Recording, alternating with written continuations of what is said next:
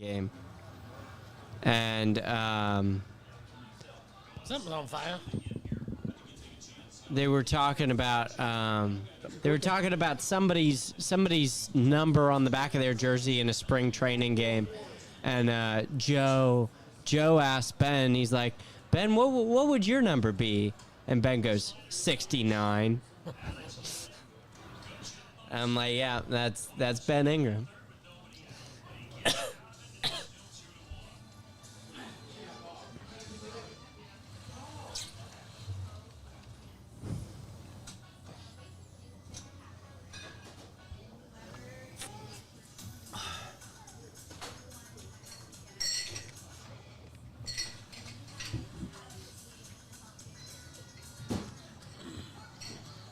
We're not talking about, I guess you have biggest surprises on there. I was going to say, we're not talking about Shedeur Sanders? Yeah, well, there's a section in the second part, too, about the prank call, too. I mean, I'm not super shocked that he fell that far, but...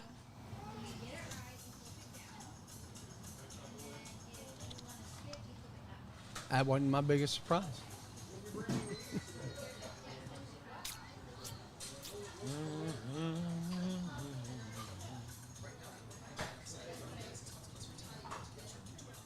You see 4 texts.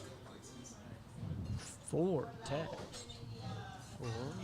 You signed a safety from Michigan. There we go. We like safeties from Michigan. Yep. Safeties from Michigan going against Jack State. Yeah. Might see some Jadeveon Clowney against South Carolina stuff.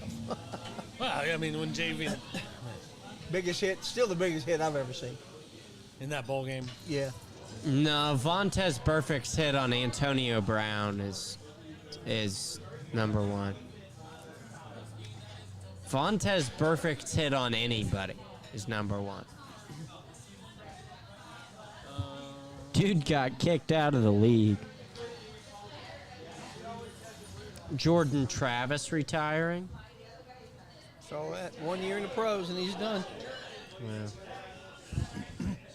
He said that his doctors encouraged him to retire with his leg the way it was. Health got to come before football. Yeah.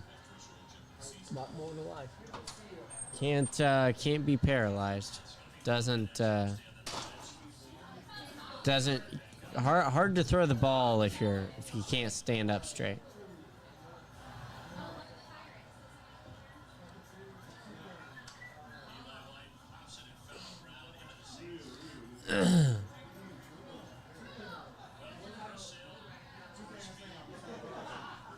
Robert, you have, I'm sure you have an interesting take on 100 men versus 1 gorilla.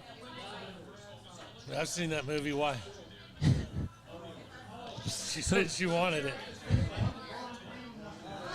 100 men versus 1 girl?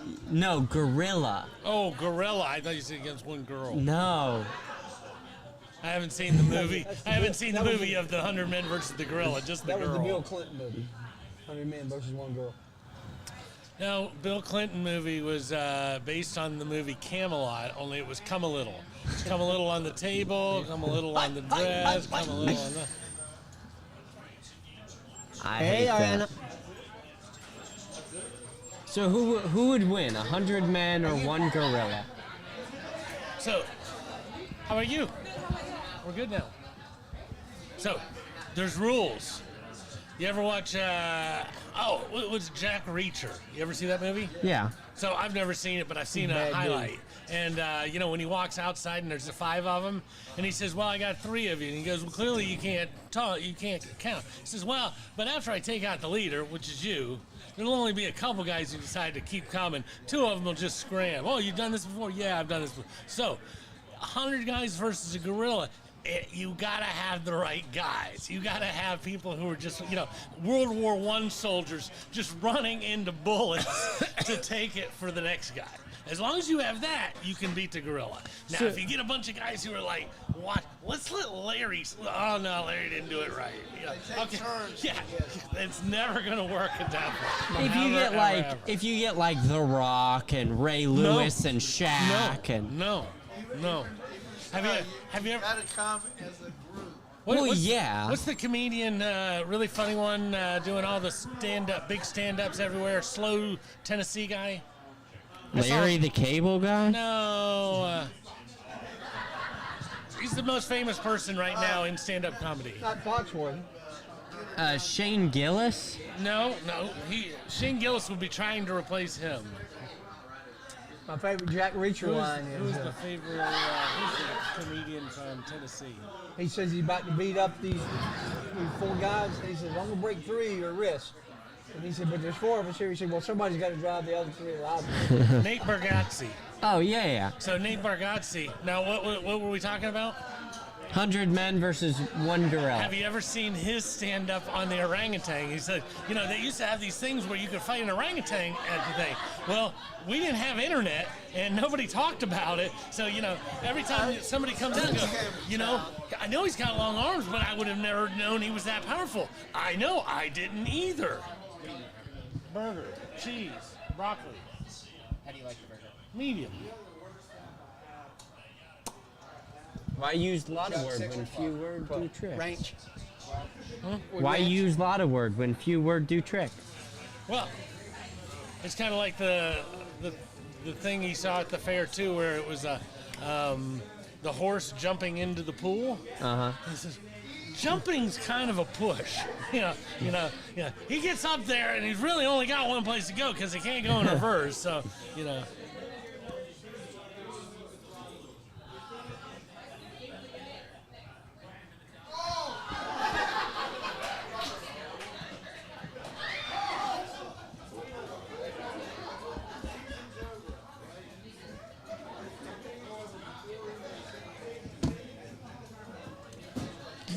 I think 1 gorilla wins 90% of the time.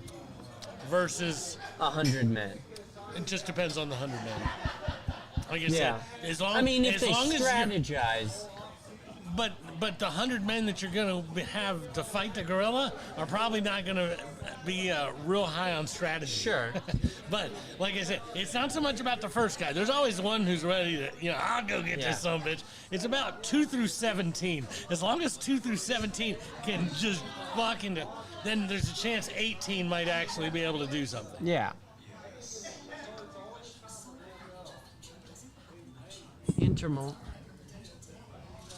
Inter Milan's gonna tie with Barca.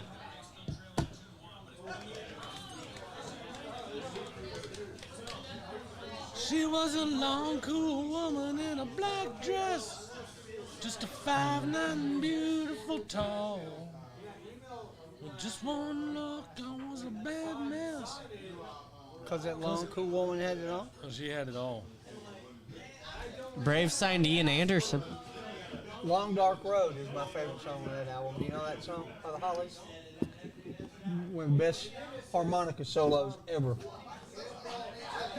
It's over, well over, in my mind and in my heart. You can check it out. It's a great, great song. Song used to give me trouble with my dad. I'd have that on my headphones up in my room just singing at the top of my lungs. Would you shut the hell up? I can't even hear the TV.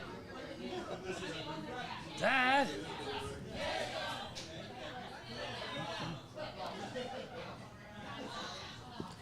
So the Braves signed Ian Anderson. They sent him to AAA. They brought up Smith Shawver, He had already pitched this year. or they brought Smith Shawver back up. Yeah, he pitched Correct. yesterday. Well, they brought him back up to pitch yesterday. Yeah. There's a game where, going back and forth. When we signed Ian, it was almost probably mandatory that we start him in the minors, or it would change how we're able to manipulate him. Where we can, if we can send him down again and Back stuff and like forth, that. right. Yeah. Back and forth. And Snip, snap, snip, snap, snip, snap. Oh, you know that snit loves to snip snap. Yamil. Lamine Yamal. I love Lamine Yamal.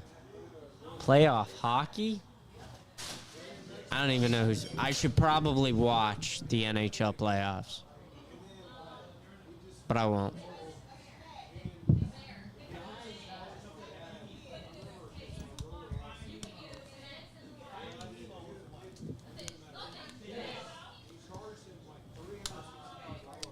I'm almost certainly going to a Bills game next year. Oh yeah. Oh, I meant to ask you. If a friend of mine can get me tickets to Quail Hollow, do you want to go up with me? What for? PGA? Is that where the PGA is this year? Charlotte? Yeah. I don't know. I mean, I would, but Yeah. I don't know. Chip's frat brother gets tickets every year, and Chip can't go this year. He said, if JT will let me, do you want them? I said, I don't know. The PGA is May. That's it's 3 weeks from now because this week is Derby Oh yeah, week. I wouldn't be able to do that one. Okay. I'm leaving 2 weeks from tomorrow to go to Caitlin Clark. This week is Going Derby week. Watch the WNBA home opener. With Caitlin? In Indianapolis? That'd be fun. Yeah. Who do they play, you know? Indianapolis. Chicago Is that Paige's team? No, No, that's that's- Angels team. Angels team. Oh, Angel Reese. Yeah. Who did Paige go to? I should know this. Did you go to Dallas? That sounds right. I remember looking it up and going, huh, Dallas has a team. Well, Portland just got a team. Somebody else just got a team. Larry's running around flustered today. Yes, he is. Where's your guest? He's going to be about 5 minutes late. Huh. I could talk for the first 5 minutes.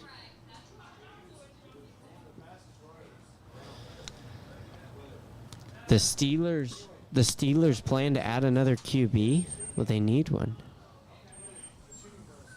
Best QB room in the NFL right now, the Browns. Joe Flacco, Kenny Pickett, Deshaun Watson, Dylan Gabriel, Shador Sanders. Any of them can start week 1. This is my favorite.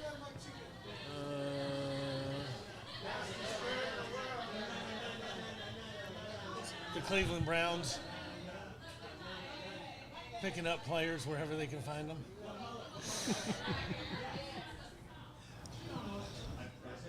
I've only seen one scene from that movie. Picking them all up on the side of the road. The only scene that I've seen from that movie is I guess The they're shitting scene? no, they're singing in the car, and I guess the Mockingbird. guy in the middle goes, "Shut up, shut up." That's how you know these guys are pros. How do you know these guys are pros? How else would they know I have gas? They're singing Mockingbird, right? Between the two of them. Yeah.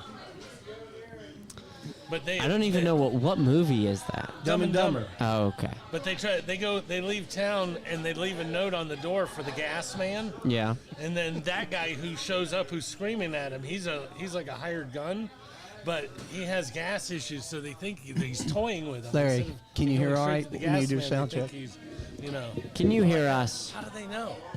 How do they know? Everything good? I can hear you. Let's hear Robert. Tommy John surgery?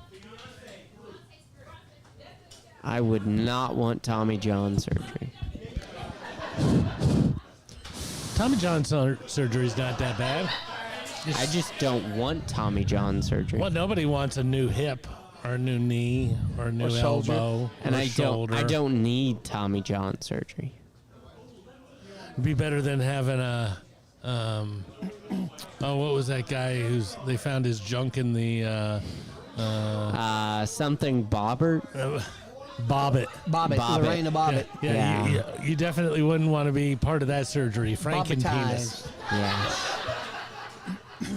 Those people are having fun over there. It's crazy how the alcohol is flowing at that table. You need to get that light. My last show will be June 4th. June 4th? Yes. Day after Kevin's birthday. Be 28, 27, 28. Wow. I'm leaving. No, I was actually hoping you were going to start singing like you were like Elvis, because it's kind of like, crooning. I'm leaving to go to New York on the 12th, and my mom's birthday is the 11th. So my last show will be the 4th. That's how I came to that decision. Hey, here comes a Palmquist. Ah, he's here. Cool. I will move. Don't worry about it. You're good.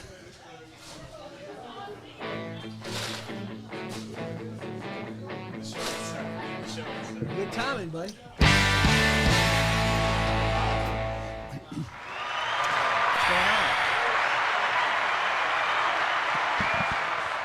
Good afternoon, everybody, and welcome to Miller's Ale House on a lovely Wednesday afternoon. We're still in a streak here of good weather. This is the Three Guys Who Love Sports.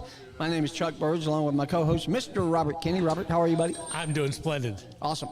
And this is a show to help guys get through tough mental and physical things they're going through for an hour a week. And if we can help them for an hour and you help for an hour, this world will be a better place. So, but if we help a lot and Palmquist doesn't, does it kind of all go downhill? it kind of It balances does. out.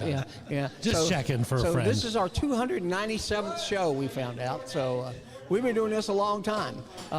We're in the middle of our 4th year. Wow, that's hard to believe. And most of that has been here at Miller's Ale House. Very happy for them hosting us weekly, every Wednesday at 5 and 7. We do the Al Show. So I hope you'll come out and be a part of that. What'd you get to eat today, Robert? You went to Burger, didn't you? I went back to burger. I did a little Cracker Barrel breakfast this morning, so I figured pancakes followed by a burger about 6 hours later should be the perfect day. 2 standard meals, right? There you go. There you go. Larry, what'd you get?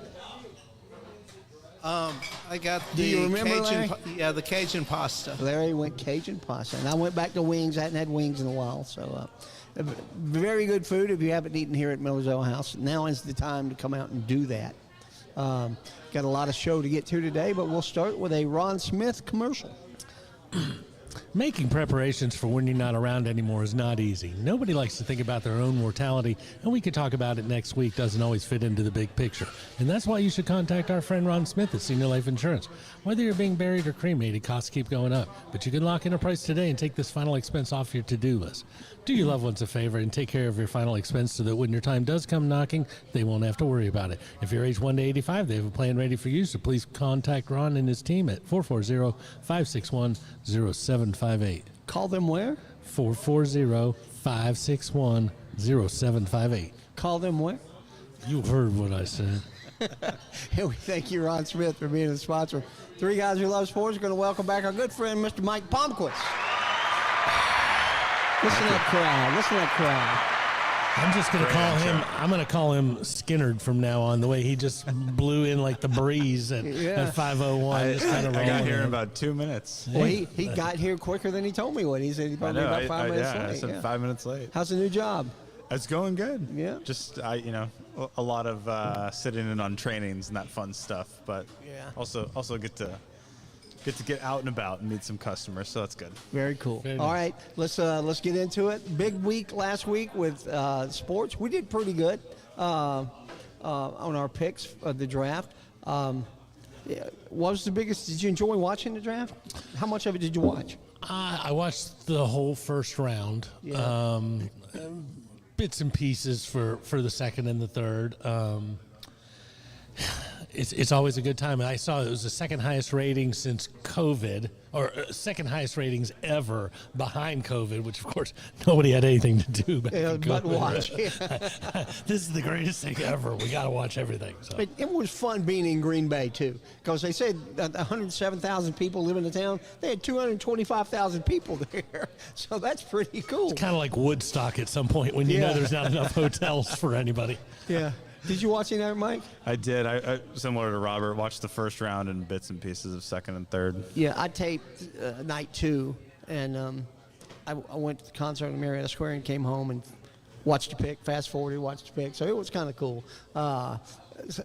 Biggest surprise to me, I mean, everybody thinks Shedeur Sanders dropping that far was a little bit of a shock. It probably was.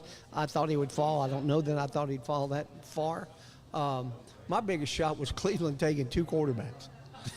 No, I think the last time it was done was Cousins and Griffin, right? no, because actually Patriots did it last year, right? They took May and Joe Milton. and Joe Milton. Milton. That's right. So it does happen from time to time. Normally, you the one that you're referencing, there was a high pick. R.G. Griffin was number 1. Correct. Right? RG3 was a first-round pick, and then you added the Cousins pick. So then but I think it's brilliant. I think it's my favorite move of the draft. The Browns are always the laughing stock. They do everything wrong.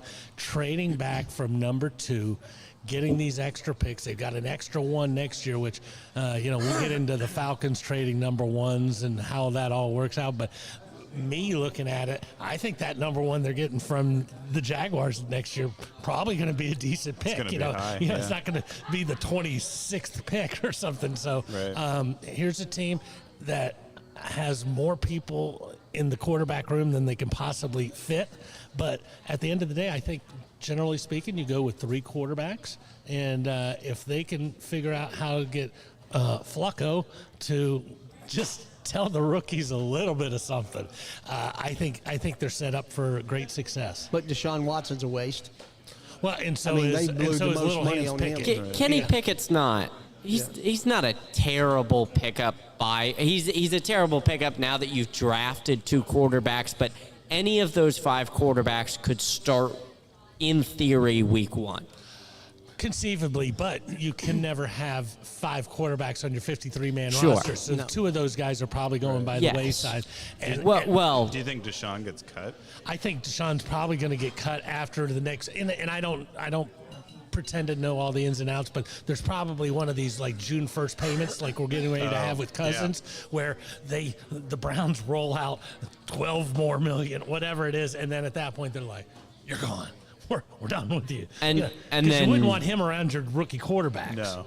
Well, and then ideally you practice squad one of the other 4 and you keep 3 on your roster. Possibly, but I don't know who. Which one of those would want to be a practice Deshaun's quarterback? not going on your He's practice not going squad. on a practice quarterback. You want Flacco to give the 2 young guys some help, and I think Gabriel is probably your practice squad quarterback. But let me just say If you cut Deshaun and you have and let me 4. say this as a guy who's never Mr. Gabriel guy, between you and you guys were telling me for the first 9 weeks of the season that this guy is the man. And if you look at the Browns, they've got one guy who loves to be a pocket passer, and Sanders, he's great at it, blah blah blah. And then you got another guy who completes 80% of his passes. So when you look at how that team is built, I think it's a win-win-win. And if nothing happens with either one of those, it's a 5th and 6th pick or whatever it was. 3rd and 5th, but you don't expect them to get that much out of it. So I think they really, really did well this year. How about you, Mike? Anything stand out with the draft from you? I mean, I was surprised Sanders was a day 3 pick. I thought he'd drop to day 2. That's where the pick I liked that was caught me off guard. I guess thinking about like 2nd round, the Bears picking up Luther Burden. I thought that was a really good ad for their One of the offense, best receivers especially with out Ben there, Johnson. I was surprised they went, but like I was looking, I'm like, man, their receivers are really good now. And I really hate to say this, but one of my biggest surprises was Walker making it to 15. I didn't think there was a chance of that. Which I said that was my pick last week on the show, and you were like, he's never going to make it that far. I was like, well, some places have him going that far. Yeah. So I was really happy. I saw that was a 1% chance, they said. And I of him hate making to it that agree with anybody, but the Falcons made the right pick. That was the right pick at the time. They couldn't go anywhere else with him being available. far. No, They made the right pick the first time. I think they made good picks. They just trade away the future on those picks, and that's I just, in my opinion, if you're gonna get a safety, you had a Georgia safety available at 26 when you traded back into the first round. Take Malachi Starks. I read that the safety they did get out of Notre Dame, Xavier Watts, may be the most underrated player out there. well, said and then they very went and got quality. another safety out of Yeah. Oklahoma with the next pick. Billy Bowman Jr. Yeah. I think once again, am I sad? Will I be really sad next year when we don't have a first round pick? Absolutely. Do I think we kind of screwed that whole pooch up? Absolutely. But do I think we got a player who will be starting on day one? Yes, and that's what we were talking about last year when they took Penix. You knew he wasn't going to start. Now all of a sudden, we got two guys in the first round who will be starting. So that's a good thing. So if we wound up picking in the 20s because we had a good year, it's not that bad. That's my take. Well, if that happens. Well, correct, because you're gonna need that player sooner or later. We just got him a little earlier, so yes. The reason why it's bad is because a lot of people say he was available without a trade or a lot of other things. You know, we didn't Are you have talking to about go. Curse or Walker? Pierce. Pierce, the yeah. second guy. Yeah, when we traded up to get Pierce, we didn't have to trade up that far for him or whatever else. So yeah, it might not be a great pick from how we obtained it, but I think it's still a good pick. Well, from what I read, they were prepared to take Pierce at 15. Well, and you would have to be to trade what they did. Yeah. He had to have been one of your top 15, basically. Yeah. Anybody have a bad draft? It's funny. I looked at all the different grades, and one guy graded everybody from A+ to B-. Nobody had a C or a D draft. Everybody was B- to A. I was surprised the Cowboys didn't add any skill players. But They But they don't have a lot did. of skill. They didn't add skill players till day 3. that's right. They got Tyler running back Warren. from Arizona, right? They got No, we didn't get Tyler Warren. We got Tyler Booker, Tyler Booker. That's who it was. offensive guard, Yeah, yeah. Alabama.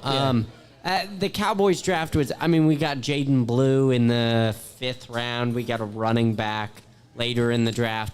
I don't hate it. I don't mind drafting an offensive guard. Jerry has earned my respect when he drafts offensive tackles and guards in the first round. Was it Zach Martin? Is that who retired? Zach Martin, Tyron Smith, he has a good track record drafting big uglies in the first round.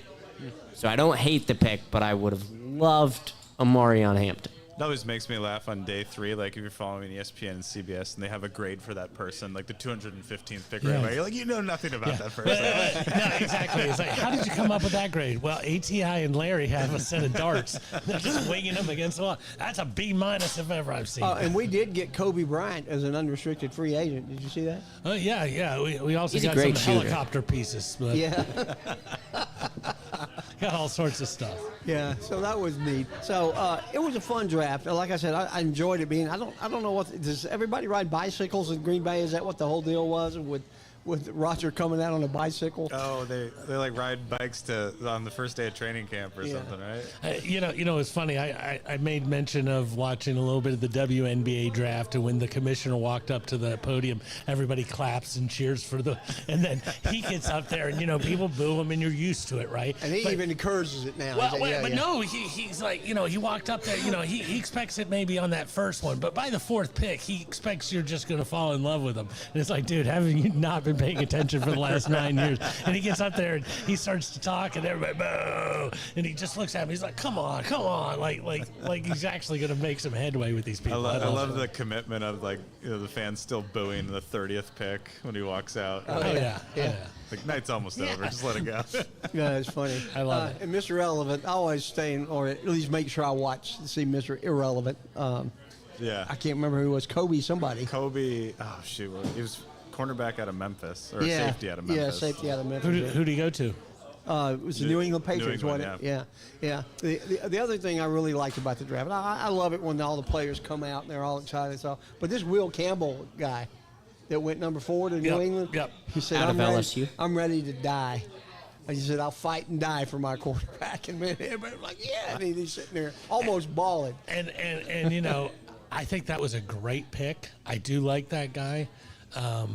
And Brent, you got that right. No, he didn't, because I think I took him with the next pick. No, you took Josh Harrison, guard at Ohio State. The first 4 picks we got right. First 4 picks we got right. Yeah. Okay. Yeah. I'll have to look at that. I didn't take that guy you just said. And Oh, then, yeah, you Robert, did. you took Chuck's player. No, he didn't. Oh, yeah, number 5 took my player. Yeah, that I had going at number 6. Yeah. Which would have been But your guy went 32nd.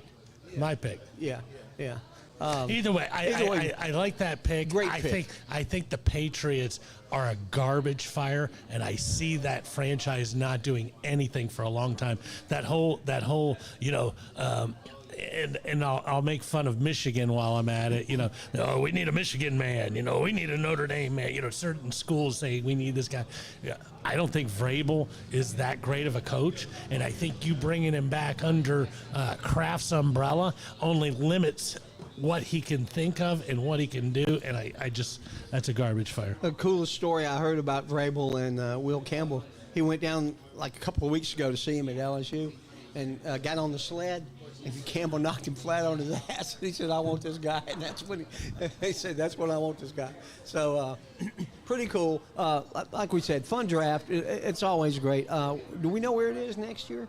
I did. They actually. Oh, it's Pittsburgh. Oh, Is it? Pittsburgh. Yeah. I know they only have it 2 years in advance as far as what they know going Where they forward. going? Yeah. But I thought that was a great place. Somebody posted something on Facebook. I said, I just love everything about Green Bay. So I said, I'll Right. never forget my trip to Lambeau. I just thought it was really well held. So I love what they do with the draft now. They've been doing it like, what, 10 years? or yeah, so? They moved going out to of New different York. places. Yeah. So much more fun than Yeah. just having it in New York City every time. All right, let's get into our second round. Robert's got something to say before we do. Yeah, it's in Pittsburgh, and Larry. they had another one there the other day. I thought the one, it was in Vegas last year, Well, I thought it was Vegas last year, and yeah. then Nashville the year before that, I think, which was really good.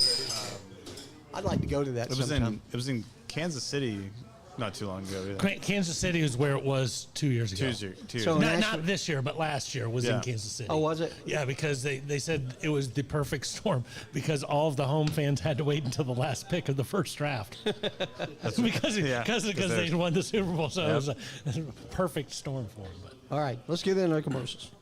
Joshua Smith and his wife Tammy are both graduates of Kennesaw State College. He's been practicing law for 24 years, specializing in sports and entertainment law while continuing in criminal defense, civil litigation, juvenile and personal injury law.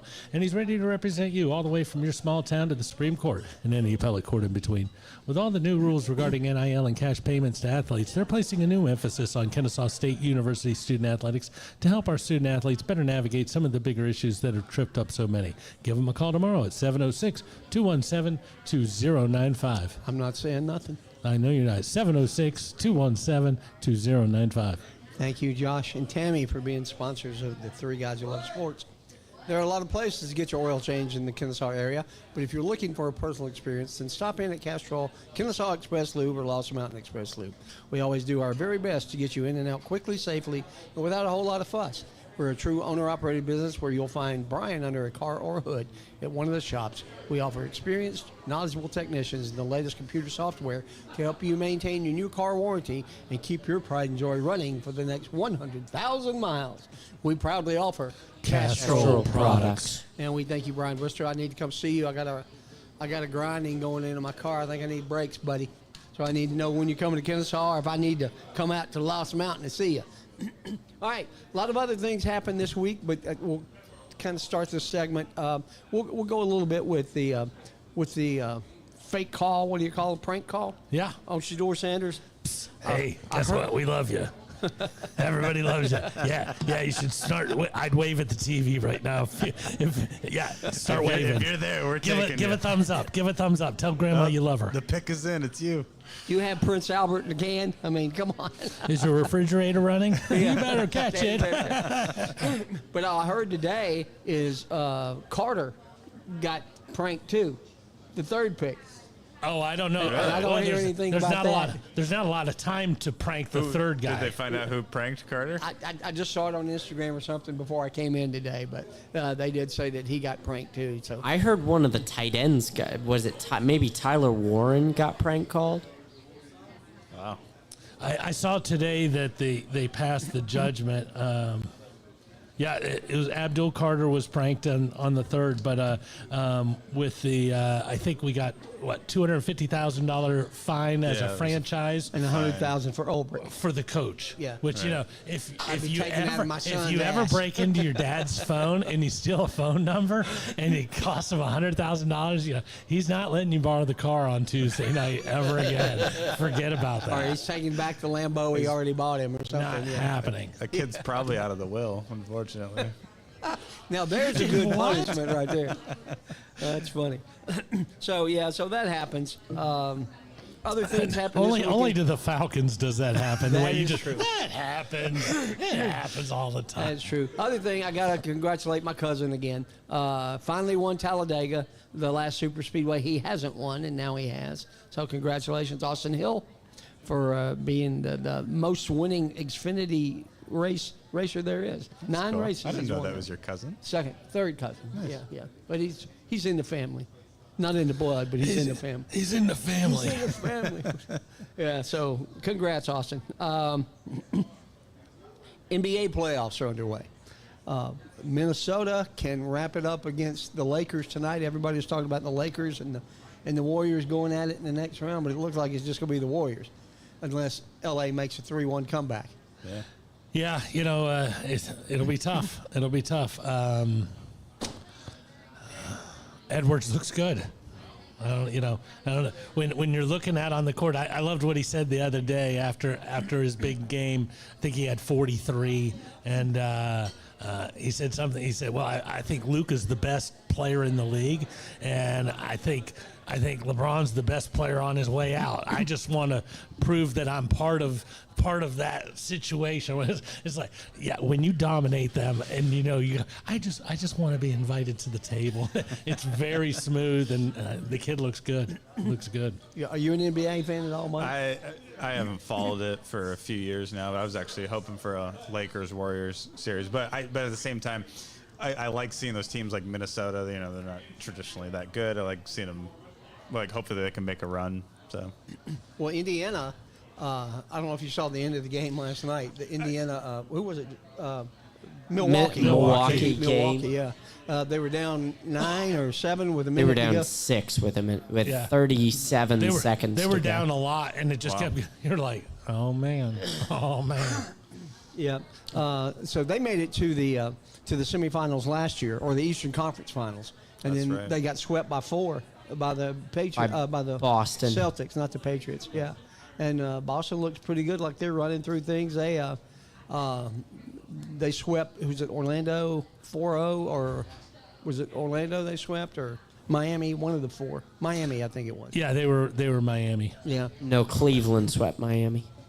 Boston beat Orlando 4-1, and Cleveland swept Miami. The 2 teams that the Hawks played against in the play-in. Well, but once again, you have a playing game for a reason. Hey, who wants to play the 2 best teams? Well, you just saw not a lot of people want that. Yeah. So we still got another couple of months of NBA basketball. That's what my dad asks me every day. He goes, anything on TV tonight? Dad, there's playoff basketball on till July 4th of 4th, July. basically. That's just the way it is. It's going to be on. but when they get to the NBA Finals, they take 3 days off in between I know, games. Drives me insane. And then they try That's to get me crazy. to watch hockey on the off day. I'm like, I don't want to watch hockey anymore. You keep stealing my teams. That's funny. Halliburton's a pretty good player. Pat McAfee went on and on about him today. Halla, he called him something else. It wasn't Halla busting it or something, but He had him on the show, but I didn't watch it. I just turned it on for a brief second while I was eating lunch. We all know you love Pat McAfee. You can admit it on. Suckafee. Just open up about Pat it. Suckafee. Big fan of Tyrese Halliburton. Though. Yeah. Yeah. Iowa State kid. Yep. Rick likes him, I'm sure. Mr. Limpert, don't you? Yeah. So you're a hockey guy, though, right, Mike? Yeah, I follow it a little bit. Yeah. So I saw Carolina. It's a lot better when the Kraken are doing well, but they've had one good year. You know. Yeah. Well, They've only been around for like around 3 2, years. right? Yeah, 1 out of 4. That's right. You're a Seattle guy, yeah. But I've been watching a little bit of the playoffs here. I think all Western Conference series right now in the first round are tied 2-2, so that's Yeah. exciting. So that'd be So good Avalanche finish are to the left, week. right? Avalanche are playing the Stars.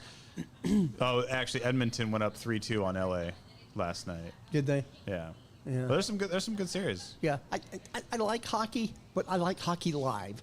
It's so much more fun to watch I at completely a game agree. as to Yeah. watch it on Greatest TV. sport in person. To watch. Yeah. Oh, absolutely. Greatest sport in person. Fast. A bucket list is to go to a game 7. Like I can't think of maybe game 7 in MLB is better. Like, but I It can't think just of all any. depends. You know, in MLB, and I say this about all sports, it's great when your team wins. It's horrific when you go to a game 7 and your team loses. But at a hockey game, the energy is just so much different that you're just into it. You're Yeah. hook, line, and sinker 2 minutes into the game instead of slowly coming Even to. when they tried the orange flame. Remember when they had that on TV? What, the- No, when they actually had the orange flame on the puck so you could help track it when you watch it on TV. That was horrible. I remember when Fox used to do the thing. Yeah, And if that's they who it hit was, it, Fox. hit it between 80 and 89 miles an hour, it's a blue puck. Yeah. And if they hit it over 100, woo, it's an orange streak. Yeah, exactly. Yeah. So before the Kraken, who was your team? Vancouver, actually. The Canucks? Another rivals. Because I grew up 2.5 hours from Vancouver, so if we went to a hockey game, it was to go see the Canucks play. So I've been to a couple games there. Yeah. And I yet to go to a Kraken game. I mean, I've been to a couple other games, like in the U.S., but, man, like, Canadian hockey live is insane. I still remember those times we went to go see the Canucks. So if we get Just- our third just team different. back in Atlanta, will you become a fan Oh, of yeah, that? yeah. Yeah. I'm hoping they somehow are able to pull that off. We'd go to some games, right? Oh, yeah. Yeah, that'd be fun. If you could go to a game 7 in any facility or any arena, where would you like to go? Montreal. I heard Oh, that's the place to go see a hockey Molson game. Yeah. Arena. Is that what it's called? Molson Arena. For the beer? Yep. Yeah. I've been to New York. I've been to the Madison Square Gardens, but it wasn't to see hockey. It was to see the Spurs and the Knicks play when I was Oh, there. okay. Yeah.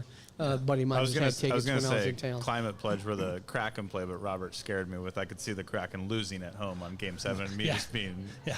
devastated. Game 7s are magical when you win. Horrific, and they last forever when you lose. I'd say Joe Louis would be a good one to go see a Game be a good 7. one. Obviously, Madison Square Garden would be great no matter what you do. But Joe Louis is Detroit, right? correct. But the one thing I will say about comparing hockey arenas to different things, if you have a hockey arena and it's a Game 7, although it might not be your cup of tea or your team's, that arena is going to be pumped because those people know they have to show up. You know, Yeah. When Memphis Grizzly fans show up to a Game 7, they're like, okay, let's get pumped, everybody. You know, that's not the way hockey is. And I just want to shout out that I hate Florida. You know, my daughter and her husband have started going to Tampa Bay games. And I was like, have you been to? No, we've been wanting to go see Florida. I'm like, that's the enemy. You need to stop thinking nice talking thoughts about them. The Panthers and not the Lightning, right? Panthers and Lightning are playing head to head right now, and Panthers have a 3-1 lead That's right. in the series. The Panthers and Tampa have an outdoor game next year. Curious how that's going to work. They've done that. They've done outdoor games every year. Not in Florida, though. In Florida. Not that far south. Yeah, that'll be fun. They'll be swimming. I mean, more like a polo match. If ever there's a place Water polo that with we know sticks. that they can keep something frozen or do whatever they want, it's Disney. So the game will be in Orlando. Disney knows how to keep Is that the where ice it's going to be? I don't know. Yeah, that makes sense. That makes sense. So are the Kraken's still in it, right? No, they didn't make it this year. parts? So who are you pulling for? That's a great question. So my wife grew up in Erie, Pennsylvania. Big Erie Otters fan. Shout out to the Otters. Erie Otters. Connor McDavid played for the Otters. Did he? So we if our teams aren't in it, for some reason she's a Philadelphia Flyer fan, even though she's closer to Pittsburgh. I don't know. I can't explain that one, but. Teams Nobody aren't in, can explain if teams that. aren't in it, we'll root for Edmonton because of McDavid. Yeah. So- All right. How about you, Robert? Do you have a preference? For a hockey team? Yeah. I'd have to admit that I like hockey at this point, and because my teams keep leaving, I don't want to adopt a new team. In between the first and the second team, I adopted the Ducks because all my friends who were diehard hockey fans thought it was the worst looking. I was like, all right, well, that's my team. And they're like, yeah, you lose a lot. But I'd say if I had to pick a team right now, I'd probably go Nashville or Tampa. Predators, yeah. I've never been to a Predators game, but that arena is right there on Music Row, and what a fun place that would be. Yeah. Go to a game and then just kind of roll out onto the street. My son actually installed the new sound system at that arena for the Predators. Nice. I've always been an Avalanche fan, and I don't know why. Something about the mystique of Colorado, because I was always a Broncos fan. Kind of like the Rockies. I used to have Rockies jerseys because I like the purple, and so I guess I just latched on to Patrick Waugh and all the other great players from when they won the Stanley Cup, and so I got to pull for the Avs. They're a good team. So do you are you pulling for the Nuggets in the NBA? I would if they weren't playing against the Warriors. I'm a Warriors fan? Steph Curry fan. Yeah.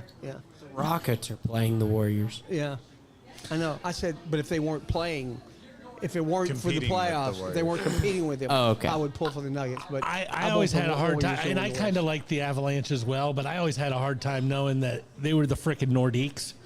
And I didn't like the Nordiques when they were around. It's like, okay, I can't smile now that you came to the right side of the border and you're in Denver. So if we get our third team in Atlanta, they can't do the Flames. I guess they could do the Thrashers again. You would never do ever it, bring ever, back a name? Oh yeah, Can they, 'cause, What can would they you- call them Alpharetta instead of Atlanta? Maybe more fans will come this time. I don't know. yeah, it'll definitely be a new name because I don't think you would want to ever jinx your franchise with oh, those guys lost and then went away. The Alpharetta Avalanche. Yeah, something. Or the Owls. Alpharetta. The Alpharetta Owls. Yeah, I don't know. Yeah. I don't know. It won't be good. I don't think there's many good names coming out lately. The Kraken's the best name. Kraken's cool. Like last 25 years for any I do like, franchise. I do like the Kraken. But you start thinking about anything else. Oklahoma City. Oh, Thunder. Oh yeah, that's a great one. What else? You know what I mean? There's just not a lot of things. Yeah. Jaguars, Panthers, Lightning. Very all the original teams that have stuff. come out. Yeah. We're the Rockies because we're like in this like mountain chain. Wow, that's freaking brilliant. Totally brill. Totally brill, man. All right, let's quit using our brains for a minute and let Brain Train do some talking. Put us up, Larry. Hey, it's Melissa at Brain Train Centers, the fastest growing neurofeedback provider in the world, and I have some pretty important questions for you. Do you or someone you know struggle with focus and attention, sleep, memory, or other mood issues? Or maybe you just want to achieve more in high-pressure situations? Well, what if I told you you can unlock your brain's full potential and change your life entirely through neurofeedback, a drug-free and natural approach to negative moods, and it's backed by more than 50 years of research, so it's not new. It is safe for both children and adults as you retrain the brain to create new pathways. Medication may help short-term, but they don't address the underlying issues. Just as push-ups help your physical strength, neurofeedback is personal training for your brain. With over 20 offices nationwide, don't hesitate to reach out to Brain Train Centers, as we will provide you with the highest level of compassionate care and help you achieve the mental clarity, performance, and calm you deserve. Your journey to a better quality of life starts with a brain map. Now you can retrain your brain and reset your life. So just call or text 470-291-2778 or visit braintraincentersinc.com.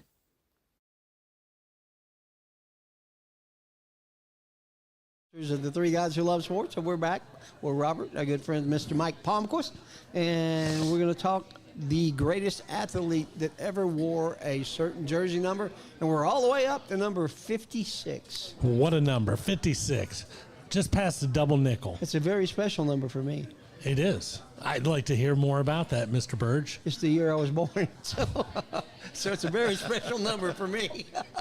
56 AD. It was a long time ago. Long time ago. There weren't that many to choose from for me. I thought this was a fairly easy pick. Well, there's actually way less to choose from, but I'm going to have you continue. What do you mean way less? Oh, so you're saying there's only one?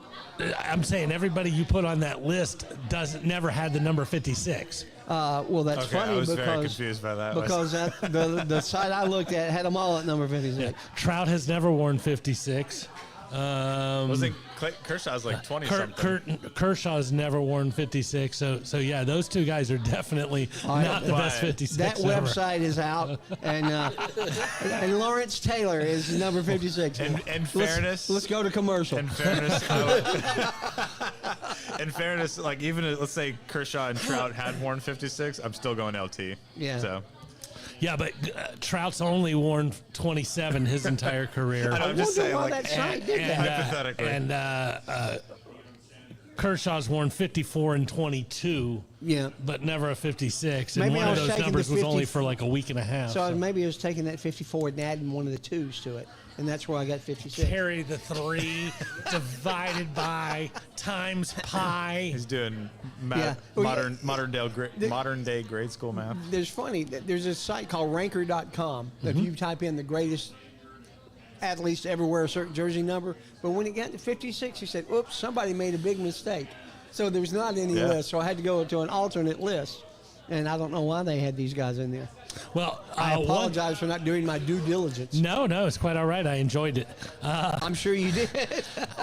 Somebody will give a shout out for Tommy Nobis. Tommy was 56. Tommy Nobis was the very first pick of the Atlanta Falcons. When they had their very first draft, who do you want? We want the dude from Texas who's going to tackle and hit so many people over the next 20 years, it'll blow your mind. So kudos to I was doing some research just to see if there was anybody else stand out. The baseball player Mark Burley, remember him? Pitcher. Yeah. I remember the name. I Yeah. think it was something like 14 seasons. White Sox mostly. White Sox, yeah. Yeah. But still, it doesn't come close to LT. That's the only. No. And, That was the best MLB 56 that I found. I thought. and I'm always good for an obscure name, being a fantasy baseball guy Going and a back to Jim baseball Abbott. card collector. Yeah. You know, it's like, Right. Have you heard this name? Yes. I can visualize 4 of his cards in my head. But yes, Mark Burley's just a little bit behind. LT. Well, no, I was going to say he's definitely a little bit behind some of these other guys. He's a little bit behind Kershaw. yeah. So, Trout. LT was in the news this week. Do you remember what he was in the news for this week? I think I did hear something, but I do not remember. Abdul Carter wanted his number. Oh. And he said, "No, man, you go make your own. Yeah. You go make your own history. This is my number." I saw that, but Abdul responded, said, "Totally fine. I get it. ain't no I big deal. understand." Yeah. Well, yeah, I mean, you got to love the brashness of a rookie who says, "Hey, I'd like to have the greatest number that's ever played the position because I'm on that team." Hey, that's really awesome. Now go get my suitcase and get ready for the regular season. Yeah, one of the other players in the draft, actually, they showed him in the room with the guy picking his number. I don't remember who it was. I think it was the guy that went to Cleveland at 5, Mason. Mason Graham. Mason Graham from Michigan. Yeah. Michigan guy. He wanted somebody that already had the number. He said, "Well, you can ask him, but let me know what it would cost," because he wanted. And then he wound up taking 94. He said, "Whatever we give you now is just what you have now. He said, it doesn't matter that you get." So they gave him 94. So that's pretty a big deal. But as we go further along in history, 100 years from now. it's going to be tough to find somebody that's number's not retired. When you're in New York, you know, and there's certain franchises where they have tons of numbers, but then you look at something like the Yankees where there's only 2 numbers out, below the number of 12. So yes, 100 years from now, if they keep signing everything that's available, well, he's 5A. I was going to say, when we go to letters. To letters. Yogi Bear was 5, but we needed another one, so he's 5A. Or do we go to like 2.5? No, we go to 105, 110. Oh, wow. So eventually NBA referees are going, that's 5-5, 6-4, 5-6. Yeah, those NBA, they don't want anything above that, so they're in big trouble. Yeah. But yes, the greatest player to ever wear 56 would go by the initials of LT. He's a nice young man from Virginia who played pretty decent in North Carolina and then changed the game forever once he made it to the pros. Yeah. The year he came in was the year they invented the year they started keeping track of the sack. That's Yeah. the year they invented the sack. Well, you know, You I mean, couldn't. You just touched quarterbacks before that. well, but you know, and I mean, you know, the sack. I want to say, do you know who came up with that phrase? I believe it was Deacon Jones, and they asked Deacon Sounds one day, right. and they're like, "What'd you do?" Well, I sacked him. And they're like, "Sacked him?" Well, that sounds great. But you know, that's like a historical thing. You know, when you come in and you attack somebody's city, you're sacking the city. You're sacking, you know, and so I think that's where he came up with it. But LT completely changed the game forever. Absolutely. Only led the league in sacks one time, just for the record. That's a little unusual. I would have thought more than that. Wow. But talking about what you said off the air before we got there about we need to talk about something totally off base of what he's not talking about to make it a successful talk show. Is that what you said? Mm-hmm. Yeah. So Bill, what's his name? Head coach of the North Carolina Tar Heels. Oh, Belichick. Bill Belichick. He is That's- catching all kind of hell this week. Did you Lots see of the interview? strays. I saw the interview. Did you? Oh my goodness! I mean, that's the most mind-boggling interview. So he's the guy giving the interview is sitting here. Belichick is where Larry is, and right over His here is the girl- her girlfriend, 24-year-old girlfriend? and the and so you know they're talking about something, and he asks a question, and then you hear her go over. Yeah, we won't be talking about that today. I heard And something it's about where it's they like, met. You know, the way. Well, that was the second question that she said that on, but she had already ixnayed another question before that one, to where you know it's almost sounded like a high-priced corporate attorney, where like you. We've agreed to come and sit with you, but I'm only allowed to answer anything that my guardian here. And I mean, she was just shooting it down. Yeah, we won't be talking about that today. Yeah, that's not being. Love it. Doesn't North Carolina have like a staff of people that handle social media and stuff like that? Yeah. Did she get a job doing that, or? Yeah, she I thought I saw that stepping he up from put her Billy? in charge of like social media For like him personally, right? Yeah. Yeah, she runs his PR. Well, But he's probably pumping up UNC. And I encourage everybody to go look at the video that I'm talking about. It's real easy to find. It's out there a lot. From the angle where the camera is over here, you can see her, and she's just over there like this, like she's you know doing some updates and doing whatever else, and then occasionally just Taking we some won't be talking selfies. about that, you know. And it's like, I was like, Bill's paying for this relationship. Oh my God. I'm sure. How did they meet? Do you know? We won't be discussing that. They met on Tinder. they've answered that question before, which is weird that they wouldn't answer it in the interview. They met on a plane. Oh. Were they both on the wing or what? There's a rabbi, a priest, and Bill Belichick was get on the flying. plane. She had some book, and they started talking about the book. Oh yeah. Oh, that's a great looking book. I mean, never what? seen it, actually. I don't even read. Eyes up here, Bill. It's Bill Belichick. What do you want to know? He is not going to succeed there. He's too old. It's just not going to work. You heard it from Robert first. That's all right. At least he's getting some social media help in the meantime. Yeah. Among other help, I think. Yeah. Now, I will say, just going back to Mr. LT. Getting back on topic. 1, 2, 3, 4, 5, 6, 7, 8. 8 times he was first team All Pro. Yeah. So, you know, once again, Was he- and at that position, Just asking, was he the first person to wear an earring and play football? there's probably a guy for the Angels before then. I'm just kidding. Yeah, could be. I mean, you know, dude was tearing it up. I mean, you know, good thing they didn't check for you know, everything Cobb County probation checks for, or LT might have been kicked out of the league years earlier, but he wasn't, and he was very good at what he did. Absolutely.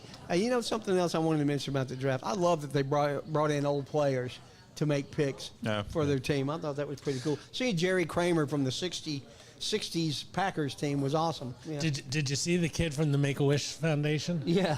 And I can't remember who he did it for, but it was somebody like the Lions or the Vikings or somebody who those fans are going to boo anyway. Oh, absolutely. And so this little kid comes up, he's got three months to go. He's got the greatest option. Hey, you get to name. Hey, you suck. We hate you. Oh, this kid's. Oh God, we're sorry. We're really, really sorry. Go ahead, tell us your face. But yeah, I had tears running down my face thinking. But that's what happens. I mean, that poor guy in the 19th row or the 117th row at the NFL draft, he's like, Vikings, boo! Oh. And wouldn't you want to be one of his parents sitting out there and hearing that? Yeah. Beautiful, beautiful, beautiful stuff. Quit booing my son. All right, let's get our last two commercials down and we'll talk some baseball. Baseball, you bet. Tired of going to the same old places for the same old thing? American Access has your solution. Whether you're looking for something new to do before or after the game, the most memorable workouting ever, or just wanting to take something else off your bucket list, American Access has their 3.5 Atlanta locations waiting for you in Marietta, Tucker, downtown at the Works, in the uber cool new Mobile X experience that can be set up wherever you need. Keep an eye out for them at upcoming events and festivals and look them up online or give them a call at 678-763-3635. 678-763-3635 to schedule your next adventure. You're looking for a ride that's more than just transportation? Experience the revolution in luxury travel with Revere Black Car Service. Whether it's a trip to the airport, corporate travel, weddings, daily commutes, or a ride to a KSU game, our Black Car Service delivers comfort, style, and reliability. Ride in a premium luxury vehicle with a professional chauffeur dedicated to exceptional service. Enjoy all the amenities while indulging in a first-class experience designed just for you. Whether you're heading to an important meeting, catching a flight, or celebrating a special occasion, Revere Transportation gets you there in style. Join the revolution and book your ride today at RevereRides.com. And we thank you, Travis Loudermilk and Dan Fisher, for being sponsors of Three Guys Who Love Sports, as well as the Owl Show coming up at 7 o'clock. We appreciate them all. Absolutely. And we actually have the strength and conditioning coach from KSU's football team that's going to be on this evening at 7 o'clock. So if you want to meet some new KSU people, come on out and meet him. You know what, Robert, I just realized you read all the commercials with the phone numbers, and I read the ones with the websites. I thought you just read the easy ones. I just took them. I thought it was just the easy. I didn't realize there was a phone number thing. Yeah. All right. Baseball. Braves just lost 2-1 to the Rockies. So no Every bueno. Rocky finds a nut sooner or later. Yeah. So the What Rockies does that bring the record to? They have won 5 wins 5 now. for the year. Channeling their White Sox from last year. Yeah. White Sox. Oh, they're on track to be worse than the White Sox last year. White Sox have only won 7 or 8 this year. So But you know what the worst part about baseball is, right? When you suck. Yeah. When you're a hockey, basketball, or football team and you suck, there's a decent chance that sucking worse than everybody's going to give you a really good player and you'll be decent the next year. That is not the way baseball works. So, it's not, we're going to be dominant. No, you're not. You're not getting anybody that good. You're going to draft a high schooler who's going to need 4 more years and the right assistant coaches from the minor league. So the Braves are making a lot of changes. They brought Ian Anderson back from the Angels. They signed Eddie Rosario again. They sent Kelnick down to Gwinnett. A lot of stuff going on with the Braves. They started 0-7, and now they're like 14-16, 9-3 since then. So now they're 2 games back. We talked after the first horrible week that they were 0-7, and statistics say they won't make the playoffs. And most people that start 0-7, it's been 42 years since anybody even finished over 500. But the Braves have chipped back, and they're coming pretty good. And Robert said it a couple of weeks ago. He said, don't panic. They are almost back to 500, which is really the next plateau. But let's be honest about it. They've beaten the Twins. They've beaten the Cardinals. They've beaten the Diamondbacks and they've beaten the Rockies, who are all under 500. Correct. They But did you beat got- the to win those Phillies in the games. first series. But you always got to go back and say, they lost the first 7 games to the Dodgers and the Padres, who are combined 38-21. So it and all comes it around. all balances out. Yeah. You gotta play who's on your schedule, and I had a buddy text me the other day. He goes, "Man, the Rockies stink." Well, let's beat them while we can, because we can't beat them next week. So Yeah. do your thing. Yeah. And so now our next series is the Dodgers coming back here, right? I hate the Dodgers. So we're off Have I mentioned tomorrow, and then that? we play the Dodgers for the weekend. Dodgers have been struggling a little bit, haven't they? Yeah. I mean, Since because their they started start. out red hot, and they've kind of. I think the Giants Waned or a the little. Giants. Has the Giants passed them for first in the West? No, Giants are in second. They passed the Padres currently. Oh, the Padres. Okay. And then the Braves are out of the cellar, and they're we're only in third. Yeah, a game and a half out of second, and but the Mets are still hot. But they're the Mets. It's kind of like being a Jets fan. It's coming at some point in time. It doesn't matter. Wow, the New York Football Jets are 5-0. He It didn't doesn't matter. need that, It's a Sean. long season. I tried. He's enjoying himself too much to mess with me, I guess. Yeah. But yeah, we're in a good spot. We're fine. Yeah, and they'll get plenty of opportunities to play the Mets and the Phillies. So who do they have? How long is their homestand coming home, Robert? Because they got the Dodgers. I'm going back to the regular. I'm going back to the phone because the iPad's a little slow right now. Wi-Fi is not the greatest. It could be that. Let's see. We go here, and then we click that one, and then we come over. So currently, flip the calendar to May. We have the Dodgers in town for 3, followed by the Reds for 4. So 7 games at home. Should do well. 5-2. And we've been playing pretty well at home, 5-2, right? ambitious. 5-2 is ambitious, but by God, we're an ambitious fan base. And we're still, 7 games back because the Mets have been so hot? Correct. But, take the Dodgers out of the equation. We're going to play the Reds 4 times, then the Pirates 3 times, then the Washington Nationals 4 times. So you got an 11-game stretch there after the Dodgers leave town where hypothetically 8-3 is quite doable. Are all those home? No, Pirates are on the road. Nats Okay. are back here. All right. And Ronald should come back soon. I Ronnie's was gonna coming say, back. when is he coming back? Very hush-hush on all that, but, he was hitting tape measure shots in spring training. So he's ready. they're just being very, very careful. As well they should, as they found out with Spencer Strider, right? Or did Strider That did was different. something totally different, Yeah, it was a little different different. injury? What is it this time? I think it's his hamstring. Yeah. That's no fun. No, but it's okay. I mean, we don't have enough pitching. We knew that ahead of time. When your pitcher gets hurt, that's definitely not good. But talking about Verdugo has looked really good, and once Verdugo was able to come up, your 4th outfielder gets sent to the minor leagues, and you start getting a little better. And once Acuna comes up, everybody gets shuffled one more time. Yeah, they'll get shuffled. Well, was the most impressive win on the road, I think, was the Saturday night game against Arizona when Suarez hit 4 home runs Still lost. for the Diamondbacks, and they still lost. Oh, And the I Braves didn't beat see them 9-8 or something in 10 Did you hear the innings. stat of, I believe that was the 21st time a player has hit 17th or 21st. I can't remember. Too many numbers in my head. The last time a player hit 4 home runs in a game and his team lost. Bob Horner. Bob Horner. Bob baby. Horner against the Mets, I think. wasn't Yeah. it? 35 years ago, it took, a Brave to do that same feat. That was my player. I loved Bob Horner. Wow. Yeah. Don't sleep on the Mariners. Oh, sorry, it's a Braves segment. I'll shut up. Oh, no. Oh, no, it's no, no, no. baseball. We like to hear more Yeah. about that. Why shouldn't we sleep on them? They appear like they're sleeping on themselves. Except for Cal Raleigh. I think they're first right now. Cal Well, Raleigh Robert's is going to tell us for Neck sure. and neck with the Rangers. Cal they Raleigh still is can't hit. ripping the cover off the ball. Their hitting slump's been going on about 23 years now. so- Seattle's a game and a half up right now in the division Okay. over the Stros and the Rangers.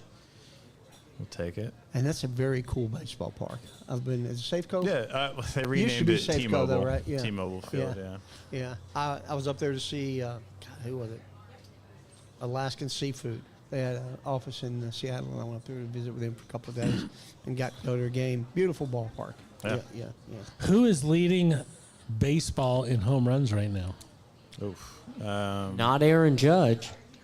He's close. That guy from the Diamondbacks who hit 4 the other day. No, he's right. He's right there. He's only got 4. No, I was kidding. He just had a great game. Yeah. Actually, I think he is tied with him, but they give credit whenever they're stacking it. Whoever's had that number for a longer period actually goes up on the Who top. is it? It's your catcher, Cal Raleigh. For the Oh, how many does he have? he's got 10. 10. But he's like 7 or 8. He's batting like 221. He like strikes out. You know his nickname, right? No, but I can't wait to hear it. The Big Dump. Oh, I did hear that a couple years ago. nickname. That's a That bunch is- of crap. That has got to be one of the greatest love names ever. Cal Raleigh. I didn't realize. Yeah, I didn't realize he The had 10. Big Dump. Good for him. The Big Dump. The Yeah. perfect name for a catcher, right? Right? Yeah. I know the first time I heard that, I was dump. like, God, how is it taking this long to Yeah. find that nickname for a catcher? It's Raleigh, great. and just interesting when you look. So Eugene Suarez, who just hit 4, The Diamondbacks. is tied with Raleigh. They both have 10. Raleigh's batting 234, and Suarez is batting $198. You know, and you're like, Feast I or mean, I famine. remember when I was 12. You know, you are not a major league player if you're batting below the Mendoza line. Right. And now we don't care about the Mendoza line as long as you He's can, got as 10 long as home you can runs. get the right trajectory when your exit velocity is good and your trajectory is good. We don't care about So anything you're anymore. successful less than 1/4 of the time, but you can make millions of dollars if you can hit a few dingers. Right. And going back to The Braves. ATI's conversation about not Aaron Judge. Aaron Judge is 1 home run behind them, but he does have one thing everybody else doesn't have. He's got an average that's 50 points higher than the entire league. Judge is batting .412 right now. So when you think about batting .412, and he's got 9 home runs, and the 2 guys that he's right behind is batting $198 and .234, slight difference in those skills. So what do you think the chances are of Judge hitting 400? None. Right. Slim So- to none. Yeah. That was one of those ones. Oh my God, I would love to see somebody hit 400. I just don't think they can do it. Yeah, I mean, watching George Brett in 1980 or watching wanted Brett Tony to do Gwynn it. in 1994. They were incredible moments, and as a baseball guy, it's what I was checking every morning when I woke up. Let's look at the box score because there wasn't this and that, and but yeah, Aaron Judge, he dominates. His OPS is way bigger than everything he's got. He's the Judge. So Yankees and the Red Sox are 1-2 in AL East, right? Sounds about right. As soon as this thing, If your thing would scroll. if my thing would scroll, Yankees and Red Sox, followed by the Rays. Where's Toronto? Did they fall out? Toronto's in 4th. Yeah. But look at Baltimore. Baltimore dominated last year, and everybody's in love with them. 11-18 to start the year. That's what happens when you got a roster filled with a lot of potential, Yeah. a lot of young potential. So, Mike, I'm sure we'll have you back on, but do you have a pick for to win the MLB World Series? Actually, the last show I was on, we gave did our we? picks. I went Dodgers. You had to go to Dodgers. Dodgers over someone in the Central. I just had a feeling Dodgers somebody's coming over out of the someone- Central. And let's just review that. As of right now, your prediction was the Tigers. Was it? Okay. No, I'm just saying. How are they that- doing? That's I'm saying you said somebody out of the Central, so I'm giving you the first the place first. team. So, The Who- Tigers are in first. yep, What's their record? 19-12. Okay. That's not bad. No, very good for that franchise over the last 10 years. Yeah. Yep. I'll stick with the Dodgers repeating still. Yeah, me too. I hate the pick, but Yeah. So, how many ballparks have you been to, and what's your favorite? I think I've been to like 10 or 11 maybe. Oh wow. So the favorite doesn't exist anymore, and I'm glad Joe's not going to hear us, but I got to go to the old Yankee Stadium. Oh. Absolutely loved it. Hate the Yankees, but it was great. But I've been to the new Yankee Stadium. Don't like it. Well, I've heard everybody who's gone to the new Yankee Stadium say it's the worst stadium. You know, it's like they built the plainest, Janus stadium. Right. And it's just nothing there. Yeah, especially after going to the old Yankee Stadium. But I like I said, I hate it. But I gotta say that's probably my favorite stadium to see a game. The old Shea was the worst one I've ever been to. Oh, I was in I'm sure. Pepsi's box seats. I couldn't even fit my butt in the chair. I mean, it was horrible. I mean, seats were like this. Fenway's by far my favorite. Very close to the You needed the Wrigley, but little Debbie seats. No. Their Oh. seats were a little bigger. Great stadium. Have you been to the one in San Francisco? Is it Oracle Candlestick Park? or the new one? The new one, right? That's a good one. It's a great one. And we happened to go the day Greg Maddux won his 300th game, Oh, that's cool. There. and he pitched horrible. Like it was like for his standards, like he like barely made it through 5 innings, had like a couple walks, which was very rare for him. So he like labored through it, but yeah, it was. My son That was said cool. the same things. It was a great park. He had a friend, frat brother from Seattle, and his parents gave him a new car for graduating, so he flew out to Seattle, and they drove it back from Seattle. But they went to a day game in San Francisco, watched 3 innings, and drove down and went to a night game at Los Angeles in Oh, the same that's day. awesome. So that was pretty cool. Yeah. Never been to Chavez Ravine, but I've been, But no, it was been by it, but I've never been We to were a in game the there yet. 300 level on the third base side. Great, nice clear day. Great McCovey view Cove of and all that. the bay. It was awesome. Hey, and for any of you baseball purists sitting at home wondering, Chavez Ravine, that sounds like a real wonderful place. I wonder how the city of Los Angeles acquired all of that land. You should really look it up because, man, they took those 3 little towns with those people who didn't quite look like everybody else. No, don't worry. We're just going to move you over here real quick. And then we're going to move you guys over here. Horrific. Thank you for that relocation story. Yeah. It's what I do. All right. Well, we've come to the top of the hour, and that means it's time to get out of here. We sure do appreciate Mike coming back in with us. Yeah, thanks. No matter what time he thanks shows as up. always. Yeah. Yep. And we look was forward to seeing 5:01. everybody back at 7 o'clock. You did great. Back for here for the Al Show. And until then, guys, know your numbers, cover your ass, get that prostate checked. See you next week.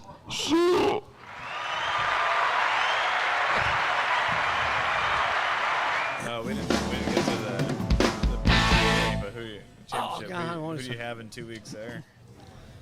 Well, I forgot. I want to talk about Justin Thomas winning. And you know who he credited his win to? Who? Xander Schauffele. Xander Schauffele gave him a three-hour putting Oh. lesson.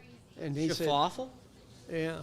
So Rory's won there 4 times. I wouldn't be surprised if he repeats majors. But JT, who 'Cause just he's won just- at Hilton yeah. Head, his He's won last there victory before. was at Quail Hollow. So Wild card, Max Homa's won there twice. Max has? Yeah. Love Max. Yeah. But I wonder. I'm curious to see how Rory does now that he's like relaxed. He's got Right. monkey off the Rory's back a either little. never going to win Does- again, does he just or go he's out going to everything? dominate. Probably not a lot of I places. mean, he's in already got between. what 4 wins this year. I think. 3 or 4, yeah. Well, you Yeah. got PGA, Pebble Beach, not PGA, Pebble Beach,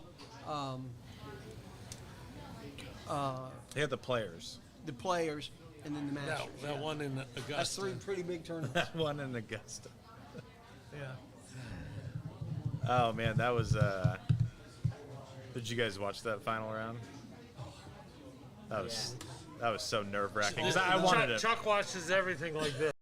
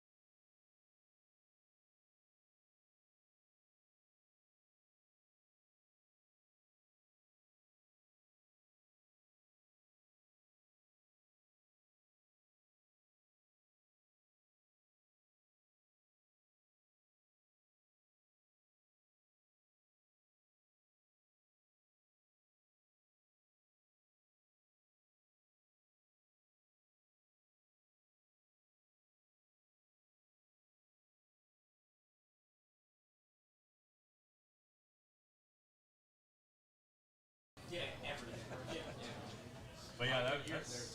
I mean, I'm sure you've had to do that in the past, but yeah, it was tough. But I have one of the worst stories I could ever tell you on the subject. My daughter's, let's say, fourth birthday party. Fourth birthday party.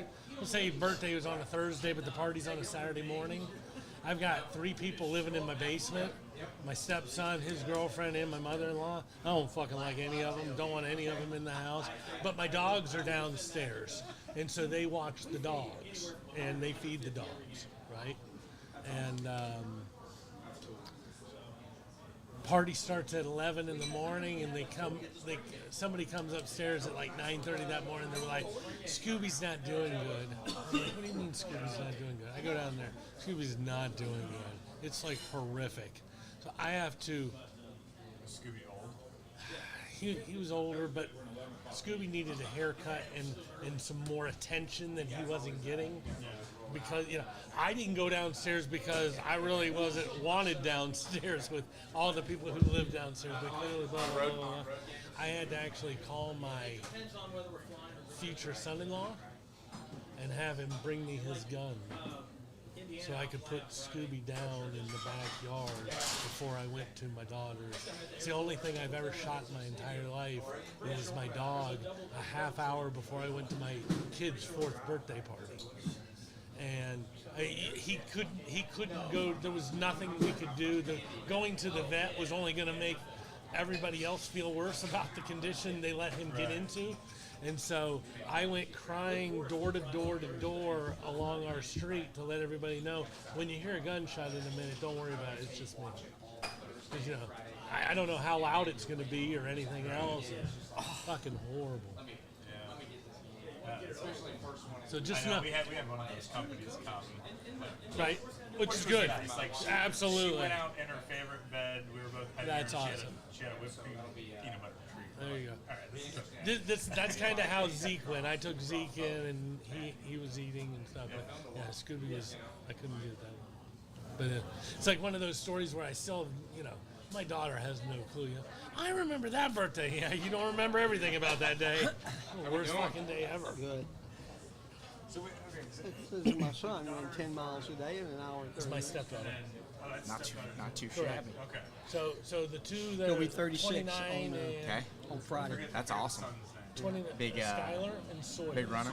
Just So started. those are 29 and 28, both step. Yeah, he's a 15 chemical engineering grad from Georgia Tech. Yeah, oh, that's awesome. Now his wife, him live in Boston.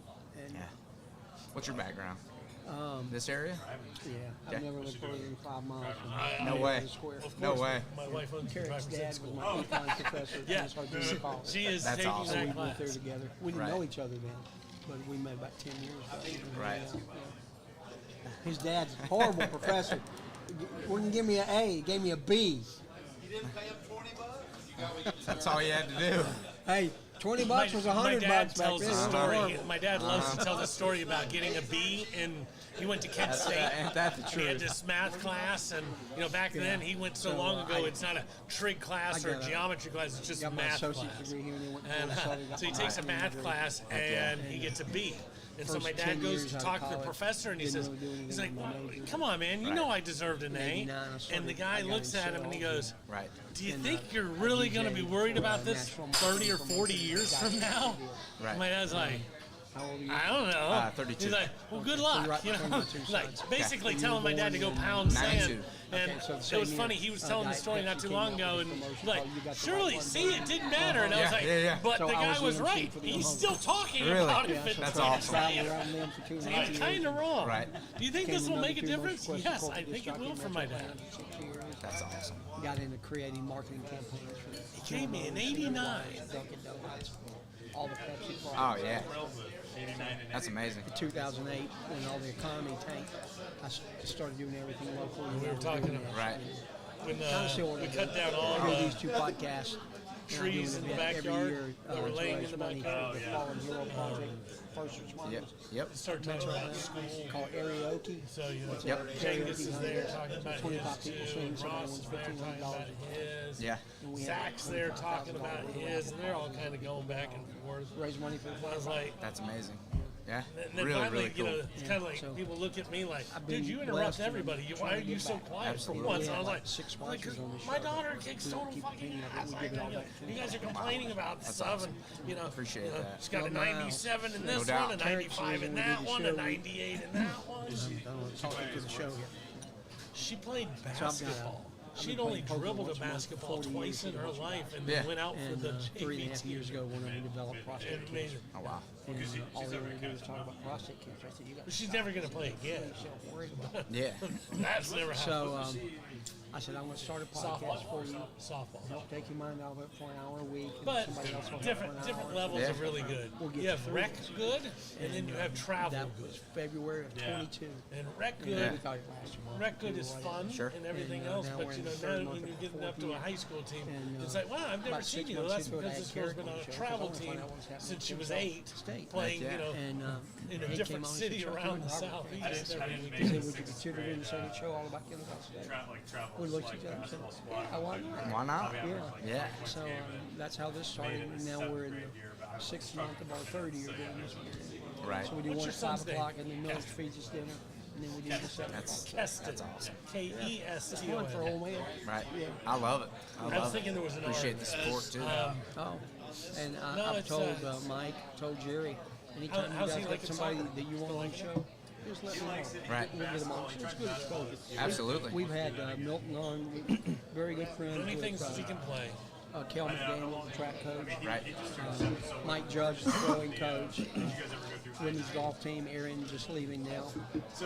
She was a big friend of the show. Keith Schantzel, volleyball coach. So we try to get as many athletes. And I love talking to the kids and finding Oh. out Oh, yeah. Callie turns in, you know Callie. I don't think so. Hammer throw. Upward. Callie's going to be in the 28 Olympics. Really. She set the school record in the hammer throw twice this year. That's awesome. And also has an NIL deal. You need to meet her. But all it I has ever to tell you do about when I has was an NIL coaching deal with soccer? WWE. Okay. So, Yeah. Become a wrestler. Coach for Yep. the Y. She's on the The Kennesaw very first Police game, Force. we Yep. did not get We had the ball a we had a across guy at the Rice midfield. on the Not even clearing. WWE NIL deal. Yep. In the We like had no development subs. program. Pretty Other pretty team cool. had 4 Yeah. subs. So she came on the show and Horrible, right? squatted So at we him, petitioned put the him league. on We his No the way. next shoulders. player They got added 15 to the league. squats. That's so cool. She's So hilarious. one kid who She's had never actually gonna showed sing up at to the my first karaoke 5 event this year. practices Yeah. showed up after the first game. It's cool. His No, name was that's Keon. awesome. He was the best player in the league. that's still what we The talk next about. player who was added Not to the about league you, was 'cause I wanna Miguel. say the good stuff. Miguel Yeah, was added yeah. to our No- team. no like we doubt, were no doing. doubt. Miguel was the second I'm best good with player on that. the team. So Well, Adam's game gonna one, take your seat we for could not now. get past the And, ball he past does a midfield. little, We did not here's what lose happened again this to the week in last case you- game we'll of the get you on third right after season. that. Cool. And I remember having a listen conversation to with these three. Zach, one of the coaches. Don't listen and to they were these like, three guys. They were They- like, "Oh, is the Just gazelle Zach, gonna I like show these you?" guys. I was like, "The gazelle." Oh, that's what we call that guy. I'm like, "Oh yeah, Keon will be there." Keon could just pass the ball to an open spot on the field and then outrun everybody to that spot, where he could like literally just pass it to that open spot, juke you and me, and then run to that. You know. Hey, Zach. One question. How do you pronounce your last name? Warrench? Warwick? Warranch. Warrench. Okay. Do we know what happened at the Penn Relays? No, absolutely. Let's find out. Madison Seiler ran a school record in the steeplechase. Whatever the hell the steeplechase is. We got some guy in golf in the, Calais Beauregard. second time. Sean, can I get a club soda? Yes, thanks. Yes. Calais Beauregard. He Monday qualified for Auburn. Did the team make the nationals? No. Bummer. He Monday qualified for Auburn down at the Auburn Country Club or whatever. Thanks, Sean. Also, Not a good golf Seven course. o'clock. from college on Saturday morning. I do not. I'll be taking Carrot, are you going down to watch Class play? for the ceremony. Good, because it's not a good golf course. Good. Let me know if you'd like. Yes. I don't. I went to see the Wyndham play. That's right. You don't want to go to war with the Owls at 7 o'clock Wednesday night. It's time for the Owl Show. Can I get a big hooty hoo? Hooty hoo. Hooty hoo. And another applause. I tell you, no matter what week it is, I'm always blown away at the noise that Will and Garrett can make. I mean, it sounds like we're in the old Philadelphia. What was that? The Spectrum. The Spectrum in Philly, yeah. Sounds like the Spectrum That's in where Philly. Rocky Balboa fought, right? Yeah, absolutely. Cool. Absolutely. All right, my name is Chuck Burge, along with my buddy, Mr. Robert Kinney. Robert, how are you, brother? We're doing good. We're doing good, sir. Good, and we're here every Wednesday night to talk about KSU sports. And if you don't know anything about it, you better stick around because we got some great athletes. We got a special guest tonight, first-time guest on the show, Zach Warrant, and we'll be talking to him in just a few minutes. But first, let's get a Ron Smith commercial up. Making preparations for when you're not around anymore is not easy. Nobody likes to think about their own mortality, and we can talk about it next week. Doesn't always fit into the big picture. And that's why you should contact our friend Ron Smith at Senior Life Insurance. Whether you're being buried or cremated, costs keep going up, but you can lock in a price today and take this final expense off your to-do list. Do your loved ones a favor and take care of your final expense so that when your time does come knocking, they won't have to worry about it. If you're age 1 to 85 like ATI, they have a plan ready for you. So please contact Ron and his team tomorrow at 440-561-0758. That's right, 440-561-0758. He's barely into that category. I'm actually not age 1 to 85. I was born in 1852. Listen here, Benjamin Button. So, Benjamin Button? I'm permanently like 22 years old.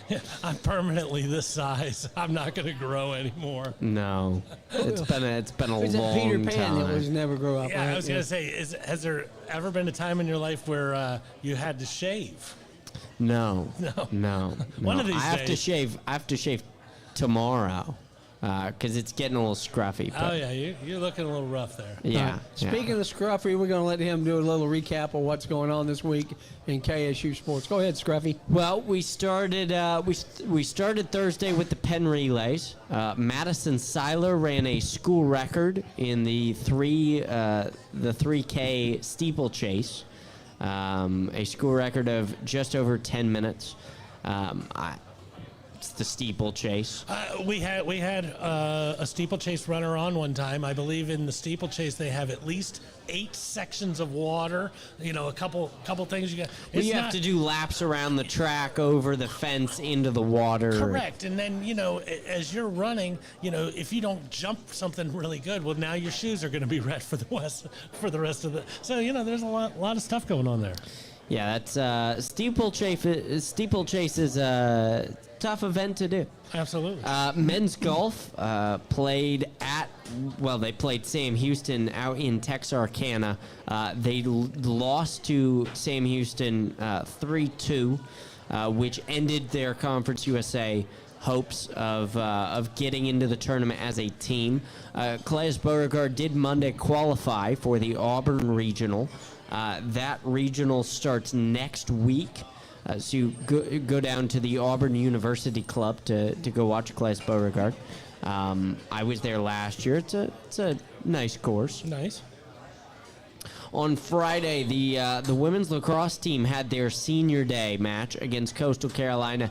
They fell to Coastal Carolina 22-12. Baseball took on Liberty in Lynchburg, Virginia.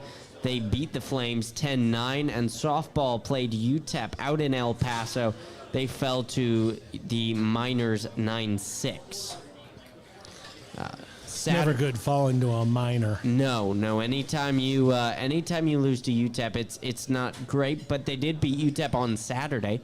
They beat UTEP 4-0 for their second Conference USA win of the year. Baseball fell to Liberty 6-3 out in Lynchburg on Saturday. They did redeem themselves on Sunday, though. They beat the Flames 15-7. Anytime the Bats are hot enough to beat a team as good as Liberty 15-7, it's a fun game to watch. I mean, Liberty's one of the top teams in Conference USA. Absolutely. Softball lost to UTEP 5-3 on Sunday. And then baseball traveled out to Athens to face the number 9 ranked Georgia Bulldogs. They lost in Athens 9-2.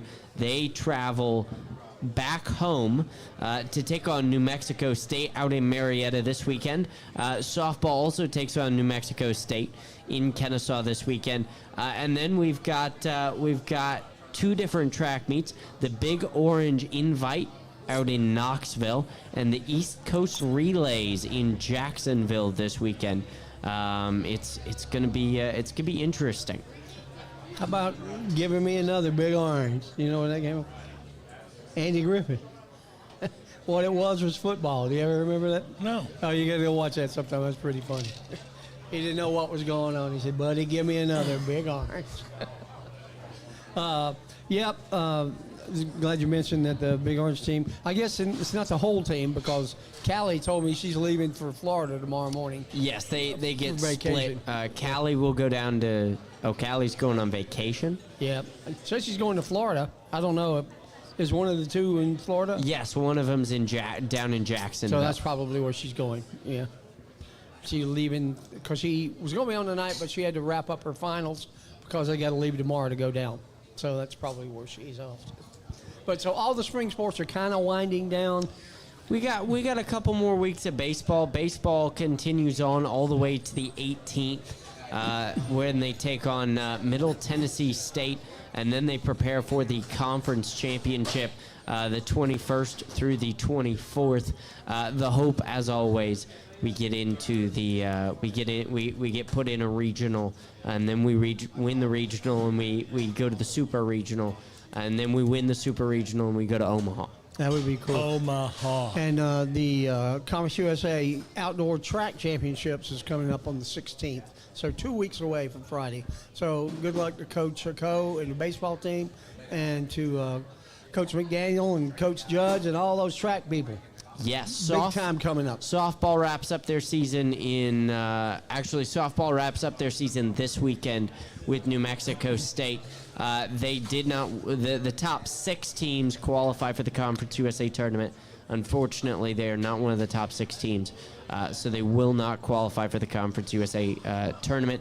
So New Mexico State is their last last series. Yes, well, they've got a. That's their last series. The 7th is the start of the Conference USA tournament, but they will not. They will not be participating in the Conference USA tournament. All right, awesome. Good wrap up. Anything else going on? No, that's about it. All right. Well, let's get a couple more commercials in, and we'll get Mr. Warrich on here. Joshua Smith and his wife Tammy are both graduates of Kennesaw State College. He's been practicing law for 24 years, specializing in sports and entertainment law, while continuing in criminal defense, civil litigation, juvenile and personal injury law, and he's ready to represent you all the way from your small town to the Supreme Court and any appellate court in between. With all the new rules regarding NIL and cash payments to athletes, they're placing a new emphasis on Kennesaw State University student athletics to help our student athletes better navigate some of the bigger issues that have tripped up so many. Give them a call tomorrow at 706-217-2095. That's right, 706-217-2095. There are a lot of places to get your oil changed in the Kennesaw area, but if you're looking for a personal experience, then stop in at Kennesaw Castrol Express Lube or Lost Mountain Express Lube. We'll always do our very best to get you in and out quickly, safely, and without a whole lot of fuss. We're a true owner-operated business where you'll find Brian under a car or hood, or in my case, putting on my brakes, at one of the shops. We offer experienced, knowledgeable technicians and the latest computer software to help you maintain your new car warranty and keep your pride and joy running for the next 100,000 miles. We proudly offer Castrol products. And we thank you, Brian Bristow and Joshua and Tammy Smith, for being sponsors of the Al Show. And we have a brand new guest with us, Mr. Zach Warrich. How are you, buddy? Doing good. How about you? We're doing good, sir. Listen to that crowd. Oh, yeah, I love it. You bring them in, man. That's right. So Zach is our new strength and conditioning coach. Is that the proper title? Yes, sir. Director of sports performance for football. Director of Yeah, one football of sports those. performance. Close to it. Yeah, close to it. All right, cool. But they mean about Yeah, the same thing. They're pretty close to the same thing. Okay. Almost synonyms or whatever they are. Yeah. So you met this whole gaggle of geese over at Rice as well. That's right. So I worked with Coach Mack in 2019, 2020, and then whenever he left for Tennessee, obviously knew he was a guy that I would love to work for in the future. And when this came open, it just worked out perfectly. Now, I was reading up on you a little bit, but I every time I look at your face, I'm thinking, this guy's like 17 years old, and have you ever tried to like help somebody out where they look at you and they're like, dude, do you actually know what you're talking about? Because you do appear to be very, very young. Sure.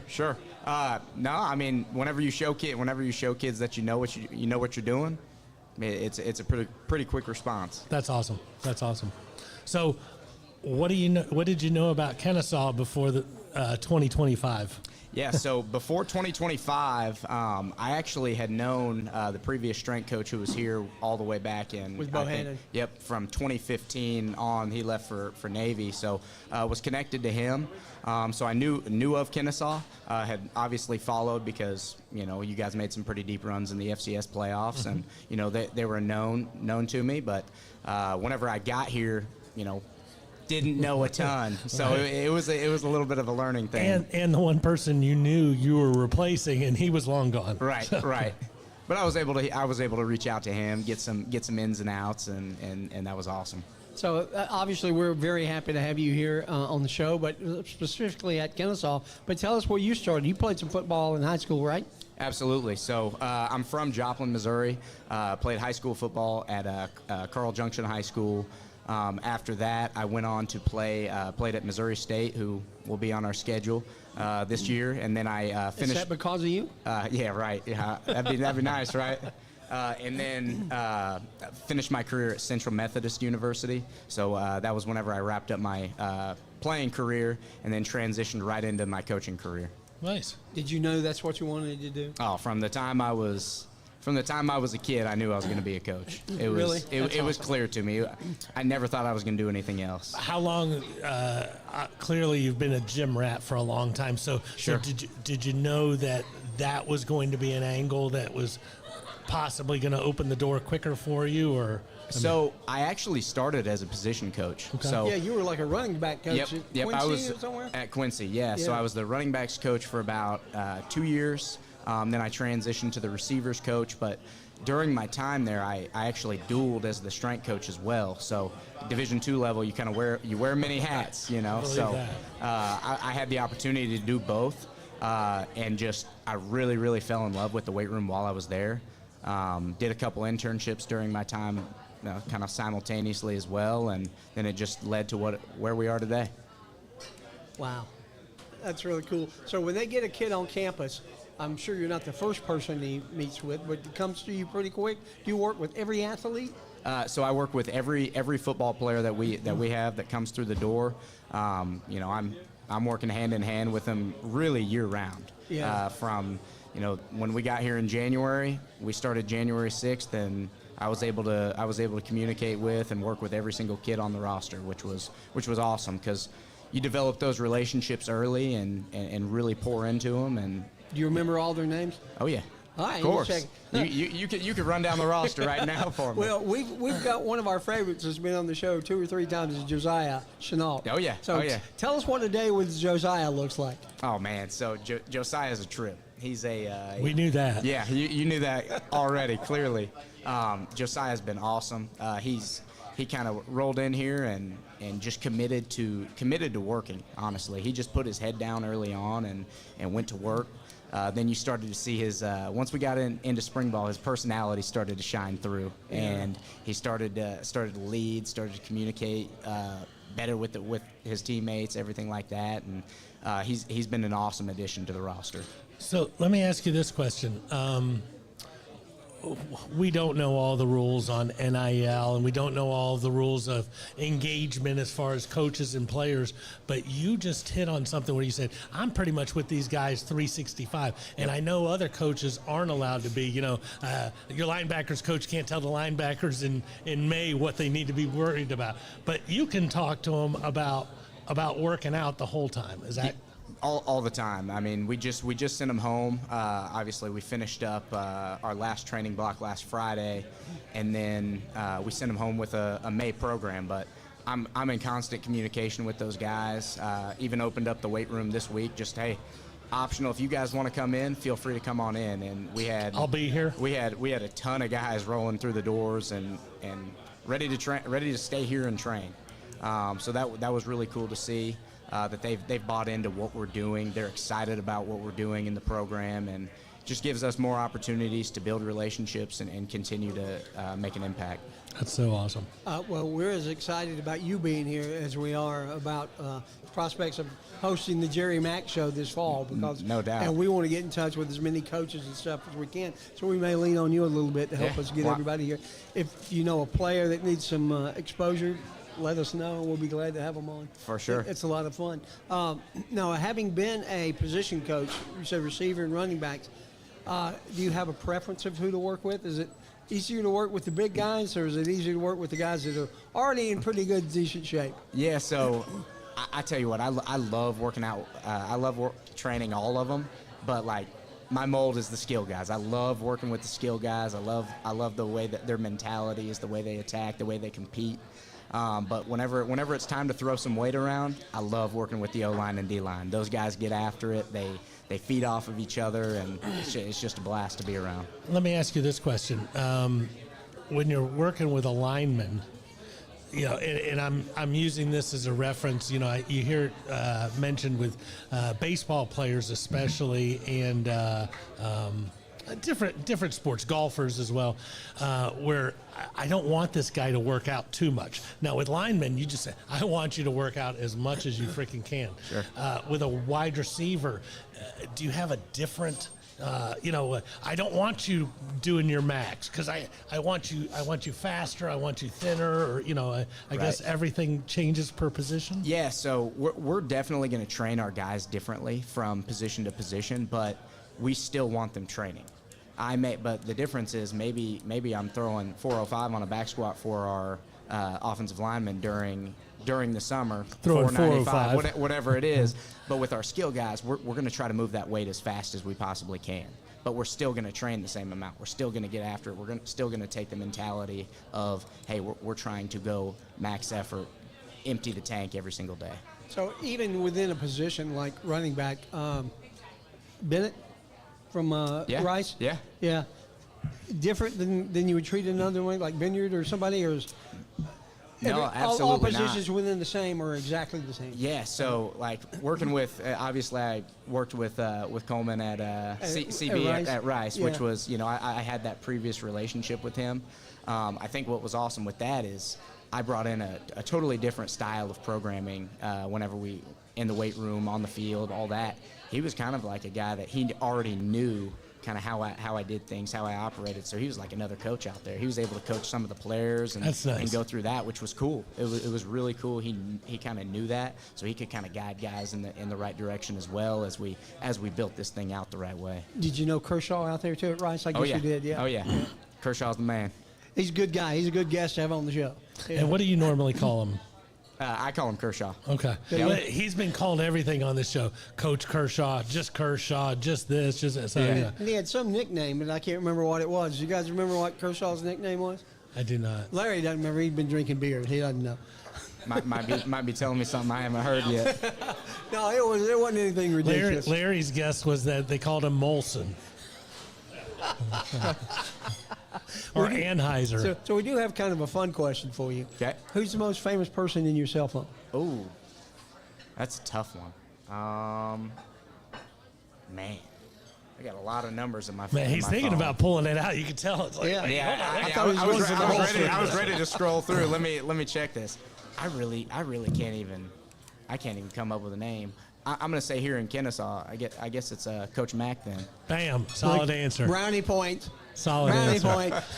So, going back to, how you train each position a little different. a running back. No, what position did you play? Running back. I kind of figured as much. A running back, you're always willing to go legs, right? Just to see if you can turn them into Saquon legs or something like that. 100%. That's the goal. Exactly. But now when you have a wide receiver, Yep. you just want him being flexible. You don't want those big You don't want cows. guns. I'm going to tell you, I want our guys breaking tackles out on the outside because if he can catch a hitch and break a tackle, that's 6 points on the board. So I want those legs to be strong too. Well, no, it's That's how you- strong, but I guess, is there a different way that you're training a fast athlete versus somebody who's just supposed to run through walls? Sure. Yeah, there's differences that we can make in the training. They're still going to squat, but like I said earlier, like what they're going to do is they're going to move that bar faster. It's a lighter weight, but they're doing a lot more Exactly. of them. A lot faster on those reps. So I'm trying to move the bar at speeds and velos that are a little bit different than O-line and D-line. And when somebody has a breakaway, like you during the spring game, the second play, the 50-yard, you Yep. know, do you just kind of look around at everybody and you're like, guess who trained that guy to run fast? Those guys, what we do is we draw a nice roadmap for them. They're the ones driving the car. So they're the ones that put in all the work in the offseason. The things we like to see is them have that success on those plays. That's awesome. Is that what brings you the most joy? Absolutely. Yeah. Absolutely. And, just making an impact and really watching these guys be successful even whenever they come in as freshmen and they may be immature, they may have their flaws, but watching them overcome those over the years, that's where you get your biggest joy because you do see them so frequently as the days go. Right, and they might not even be able to tell all the differences that you can tell, but sure. you see that wide-eyed kid come into the weight room the very first time. And it's like, yeah, that kid's long gone now. Right. And when those guys when they realize it, it's usually right around the last few weeks of their senior year. They start popping into your office and they're like, man, coach, you remember our freshman year when we did this? You remember when we did When this? you look like this? Exactly. And now you're a grown man. Yeah. So how does Kennesaw, Georgia compare to Joplin, Missouri? So I would say very different than Joplin. Had you been here before? I mean, I know you said you'd heard of Kennesaw. I had never been here. I will say when I first got here, the roads kind of reminded me of Joplin, like just kind of the Dukes little bit of of windy Hazzard. roads Dukes of and Hazzard, we were talking very about that. residential as you drove through it. But as far as like the town itself, quite a bit different, honestly. Yeah. Do you like it? I love it. Yeah. I love it. This is I was talking to my wife. This was probably last week, and we were both talking about how much we enjoyed being here in such a short time. It was like the first week we knew we loved this place. We knew that it was a great place to raise our daughter. How old's your daughter? She's 1, just turned 1. And outside of Coach Mack, which you already won great points with that one, I'm guessing the second most important or coolest number in your phone would definitely be your wife, who said, yes, let's move to Kennesaw, Georgia, even though we've never been there. Absolutely, yeah. And then I left her in Houston for 6 weeks before she moved over here. So she killed it during that time. That's awesome. Now, is That's she awesome. from Joplin as well? Or did you She's meet from her in Kansas Houston? City. Kansas City? Yep. Big Chiefs fan? Oh yeah, she's a diehard Chiefs fan, which I am not. Yeah. Who's your team? I'm a Cowboys fan. Oh, Yeah, go ahead, give me. Everybody, give me your booze. When the man in military gives you a thumbs down, Right. the guy who everybody loves just looked at you I knew the "You reaction stink." I was gonna get. Interview's over. Right. There's two of us. Yeah, there's two of you. I just went through my whole repertoire of things I normally say to Cowboys fans. It's like, can I say, no, I shouldn't do that. Hey, one. brother, whip He's your a butt. strength and conditioning coach. I do not want this guy against me. What was really funny is Garrett walked in, and Mike Palmquist, who was here earlier. No, not Holmquist. He's still over there. Oh, is Mike still over there? He's hiding. Oh, he's hiding behind. But you can the talk about on-air him some sign, more yeah. like he's not. But he said, is that the strength and conditioning coach? And pointing at Garrett. And that's probably our biggest laugh of the night. Right. I wish. But good. No better fans than these three guys here, Carrick and Will and Garrett, for KSU. But we're becoming that. We've got a long way to go to catch up with these guys. But I think Garrett's maybe missed a few games. Will's missed very few, even on the road. Right. So he And every goes time I everywhere. turn around, Carrick and his wife Grace are walking around the court or on the field. It's like, wait, isn't the game going on? Why is that guy still on the field? You know? Oh yeah. It's awesome stuff. So Robert says this sometime, but I'll say it today just to get him saying it. What's something that you would like us to ask you that we haven't asked you? Oh, I tell you, I was prepared for anything. So, Is there a cool part of your job that nobody ever asks you, and you think, man, I wish somebody would ask me that question? I think the big thing that a lot of people are surprised about is how much time we spend with these guys. That's one thing. Like, you know, the big thing that I talk to my staff about is, like, we are not just strength coaches. Like, make an impact where you can with each individual kid, because you never know who you're going to connect with. You never know what difference you're going to make along the way. And I think that's the big takeaway on, like, our jobs is, you know, we wear a lot of hats. You know? Yeah. So how big of a team do you have? So right now we're sitting at I think when we get here in the summer, May 27th, we'll have 105 guys roll in. Well, but no, your strength and conditioning Okay, team. got you. So it's Your a staff. three-man Your staff. So Troy Johnson and Will McGinnis. Troy Johnson's my top assistant. I coached him at Quincy University. He was a fullback for me. The day I got the job, probably 5 minutes after Coach Matt called me, he was the guy that I called. We talked about it for a long time that, like, hey, we are going to work together. And It's where just was a matter he? of time. Where was he when you gave him that call? He was at FIU. Oh, nice. So we stole him from Another owl. FIU. Owls, and owls. Not FAU. FIU. Oh, FIU. FIU. Yeah. Sorry. So many. FIU is the Panthers. Yep, Panthers. Wow. So going back to what you do and how you do it, is nutrition part of yours, or is nutrition just separate? Yeah, so nutrition falls directly under us, and that we're taking care of all of those, all of that part of what we do as well. You know, from whether that's shakes after lifts, whether that is taking care of making sure breakfast is taken care of on the day-to-day. Pretty much anything that you can think of on fueling our players, that's going to fall under our umbrella. Well, and I was thinking about it from my standpoint. I was a horrible eater from age 4 through 52. I was going to say, how old are you now? But at the end of the day, if you've got a 19-year-old who does not eat vegetables and does not do this, I mean, Right. you need to know about that, because you probably have to get him on, you know, a special Kool-Aid mix. Here's your vitamins that you're not getting and stuff like that. Is that something Yeah. that you run into on a regular basis? It's constant education for these guys, and they don't know what they don't know. Sure. And a lot of the times it's really just exposure. Like, if you get them to try something, they're probably going to be like, man, this is pretty good. And you think I'll be faster and stronger if I eat this, Coach? Yeah, you sell it Yes. that way, then they're like, I guess I'll try it. Yeah. That's funny. So there are some players that need more work than others. Obviously, I saw one lineman that was pretty big that probably needs to slim down a little bit or bulk up. Is that more of a fun project than somebody like a Bennett Coleman or Coleman Bennett that's Sure. already in pretty good shape? Right. Or, yeah. Yeah, so whenever we get a guy that may come in overweight, you know you're setting you sit down with him and you set a goal immediately. And from that point on, it's really like a weekly check-in. So every single week we're going to roll through. We're going to talk about, okay, hey, you lost 2 pounds this week. You did a great job. You did the right things and the things that were necessary.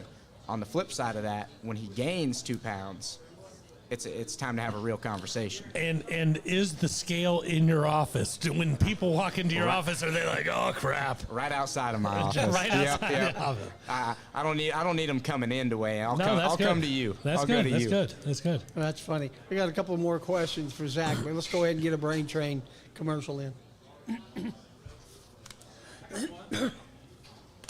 Hey, it's Melissa at Brain Train Centers, the fastest growing neurofeedback provider in the world, and I have some pretty important questions for you. Do you or someone you know struggle with focus and attention, sleep, memory, or other mood issues? Or maybe you just want to achieve more in high-pressure situations? Well, what if I told you you can unlock your brain's full potential and change your life entirely through neurofeedback, a drug-free and natural approach to negative moods, and it's backed by more than 50 years of research, so it's not new. It is safe for both children and adults as you retrain the brain to create new pathways. Medication may help short-term, but they don't address the underlying issues. Just as push-ups help your physical strength, neurofeedback is personal training for your brain. With over 20 offices nationwide, don't hesitate to reach out to Brain Train Centers, as we will provide you with the highest level of compassionate care and help you achieve the mental clarity, performance, and calm you deserve. Your journey to a better quality of life starts with a brain map. Now you can retrain your brain and reset your life. So just call or text 470-291-2778 or visit braintraincentersinc.com.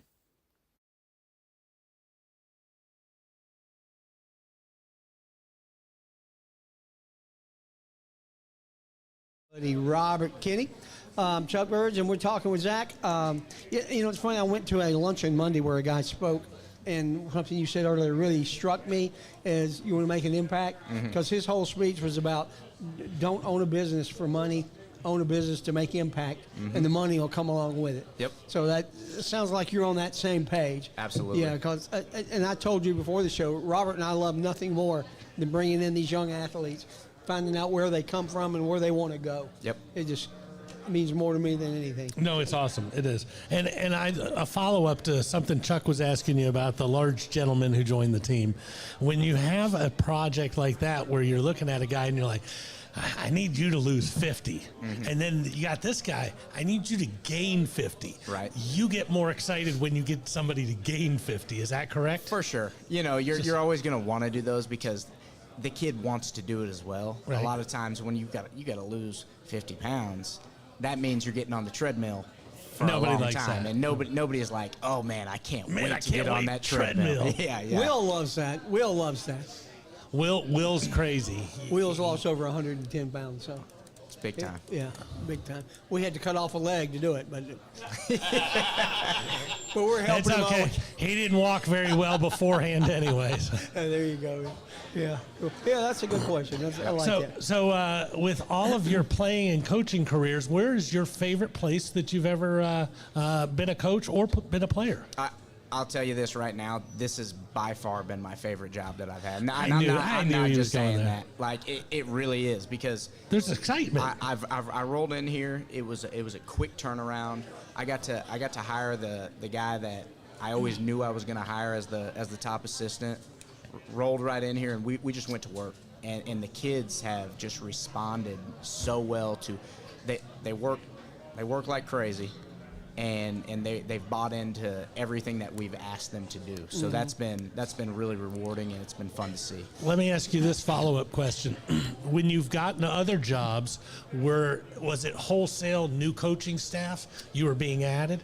Because I would think that would be much different. If you were just being added to an already existing coaching staff and you're the only new person, there's not the same excitement in the hallways or anything else. So is there a big difference? Yeah, so whenever I got to Rice, it was actually in year 2. So kind of like you're talking about, it was already being established. So I kind of rolled in and just tried to add value. You were the where new I guy, could. Exactly. instead of everybody being new. I was trying to add value where I could, whereas here, all the coaches rolled in, and we all were. I've never been at a place that everyone was so like-minded. Like you could see that Same Coach page. Mack was so strategic in how he developed his staff and who he brought in. Mack Attack. Yeah, we need to get you one of these shirts. You know what? Hey, Larry, Carrot, I got a better idea. For his office, Zach Attack. Good time. Hook me up with that. We'll just take one of these in and we'll put Zach across the top. It'll be the Zach Mack Attack. You got to like that. Yeah. That's cool. So you're a big sports fan, you say. Absolutely. Which stadium do you want to go to that you haven't been to? Ooh, that's a good one right there. I really want to go to Yankee Stadium. The new one, obviously. We yeah. were in New York a couple summers ago, and they were out of town. But that was something that we were like, man, if they would have been in town, that would have been like You'd have one of been the there. first things we did. Maybe the team makes the Pinstripe Bowl one of these days. That'd be nice. That'd be a wild That'd be a way heck for of you a to get in time. there. We're all pulling for the Bahamas Bowl first because Okay. we want to go for a swim. It's not really a secret, but yes, everybody in this part of we're looking for the Bahamas Bowl. So how about from a football perspective? Football perspective, the new SoFi Stadium's pretty cool. Oh, I bet. I In would LA? like to see that. Like I saw it from afar, but going inside the stadium, I think that'd be That'd be pretty cool. I went to Cowboy Stadium last season So for Jerry the first time. World. Went to Jerry World. I went last to the time. old one with the hole in the roof. Yeah. Okay. Yep. Yeah. But that's cool. I was, truth be known, I was a huge Cowboys fan when Tom Landry was a coach. Okay. Once they got rid of him, I said, I'll never pull for these losers again. And I haven't. So. All right. Do you have a question? Because we got Will biting at the chomping at the bit. No, I think we should have Will over. Yeah, come on, Will. Oh, Tennessee next year, Indiana and Wake Forest this year. These are great places. Is the staff getting excited about heading to some rather big coliseums? For sure. I think we're all excited. Anytime you get an opportunity to play a game, like there's excitement going into those. So, first game, getting to go up to Wake Forest on a Friday night, that's gonna be an awesome time.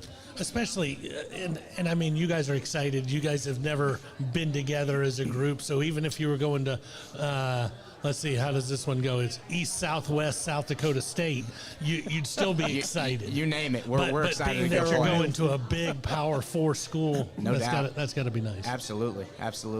Yeah. I had a friend that did the Chicago trip a couple of years ago when the Braves and the Falcons and the Dogs were all three playing around Chicago at the same time.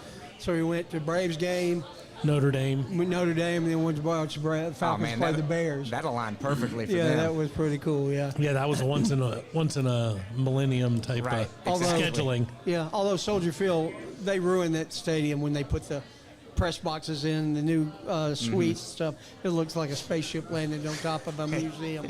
To me, it's horrible. But Will Renfro, our good buddy, has got a question for Zach. So, I know you're the strength and conditioning coach, but what is going to be your role during games? Like on the sideline, what is your role? Yeah, so big roles on us is just really a lot of times it's control of the sideline, making sure that everybody, like you've heard the terms like get back coaches. That's one of the things that you do. You got to go to grab Coach Mack in the back. One of the things that a lot of people don't see is whenever like pregame, like making sure that everything's flowing the right way, making sure that guys are getting warmed up, making sure guys are getting out of the locker rooms on time. That's kind of the behind the scenes parts of what we do on game days, as well as just making sure that everything's operating smoothly. Stretching, is that part of your umbrella part as of the well? game day warm up. Yep. Okay. Yep. Game day warm up, stretching, all of it. But that's your department. Yes. Gotcha. Yes. Gotcha. Yeah, that's a good question. So the kid from Georgia that got penalized, wasn't the kid from Georgia that got penalized for blocking a referee or something? Right. If something like that happens, is that on your shoulders? Absolutely. Yeah. And that's something we take ownership over is making sure that we don't want to have a 15-yard penalty against us because of something stupid, something that we could have controlled pretty easily. So tell me this: is there a time where, say, Will's out on the field and the running back just bowls him over, right? And you make eye contact and you look at him and you're like, you're doing 5 or 4 more sets of reps next week. You're not getting run over like that ever again. Do you have eye contact with people where they know when coach looks at me on the sideline, I'm gonna have a longer day? I think they know those situations, and I think when they don't make that play, they're like, oof, man. You see the smile on his face as he's saying that. They pretty much know those situations, and they're going to be really tired the next week. Right. I love it. Yeah. I got one more question. So Hey, did we say you could ask another question? No. Oh, go ahead. I'm just asking one anyway. He started drinking Larry's beer, and the next thing you know, he's asking all more questions. No, so since the whole coaching staff is new, when something goes south on the field and the ref makes a bad call like they always do, who's the coach that's going to lose his control that you got to go grab him and pull him back? Oh, man. I don't Without want to throwing anybody under the bus. I don't need to throw anybody under the bus. You beat me to that. We got a couple coaches that might get fired up, but we may just stick them in the press box and make sure they can't do that. But typically those types of guys who get that fired up, they're getting that fired up when that penalty is called against one of their if it was a linebacker's coach or whatever, maybe he's okay if it gets called on the offensive line, but not on his guys. Right. He's going ballistic. Yeah, they're gonna be fired up really any situation, but especially when it's their guys. Correct. Especially when it's their guys. And I don't see Coach Mack doing that. I might be wrong because game day is different than when he's sitting here on this show Sure. and we're interviewing him. But he seems just like the nicest guy to get along with. Coach Mack's got some fire. Don't let him. Does Don't he? let him fool you now. Yeah, don't let him fool you on that. All right, that's cool. He's not cool. fooling me. I don't know if I'll ever see it, but I can tell it's a dormant volcano that probably. Well, you don't get to be the head coach of a Conference USA football team if you don't have some passion and fire in you. Yeah, if you're just a very passive person in general, well, we'll look at that next year and see how that works. Oh no. We're not operating next year. It's that next minute. We're gonna get that taken care of. And like we signed somebody today from Michigan, Cody Jones. Did you know him? Have you met him So yet? I got to meet him. He came in this weekend, and really excited about what he's going to bring to our football team. Great athlete. And Yeah, not often we get somebody from a Power 4 school coming down to KSU. Absolutely. Yeah, Make a real impact this year. yeah. I can't wait to find out. I mean, we're huge fans. I come to as many games as I can, and we like to tailgate, obviously, before Absolutely. the games if we can. What else do you want to tell us about you? I'm just really appreciate you guys bringing me on the show. Anytime we get to talk about the Owls, like I want to take advantage of it. I want to get out in the community, make sure that everybody knows about us and comes out and supports us. Let me ask you this, since we already touched on your wife, and her being, so gracious by just saying, "Okay, honey, let's move to another city." Right. Bring her next time. I want to get her opinion. Does she love the colors? Because I got to imagine this is a pretty important thing when you move somebody 1,000 miles away. It's like, I look good in yellow and black. Yeah. Thank you for picking that school. So the first job I had at Quincy University, we were brown and yellow. Yeah, see, we are get me out of we here. are in a great spot now. She loves the black and gold. We are good to go. Yeah, and I can only imagine, like you said, I'd never thought about brown and Oh, yellow. man. What a horrible place. Yeah, so we're in a much better better spot than where we started.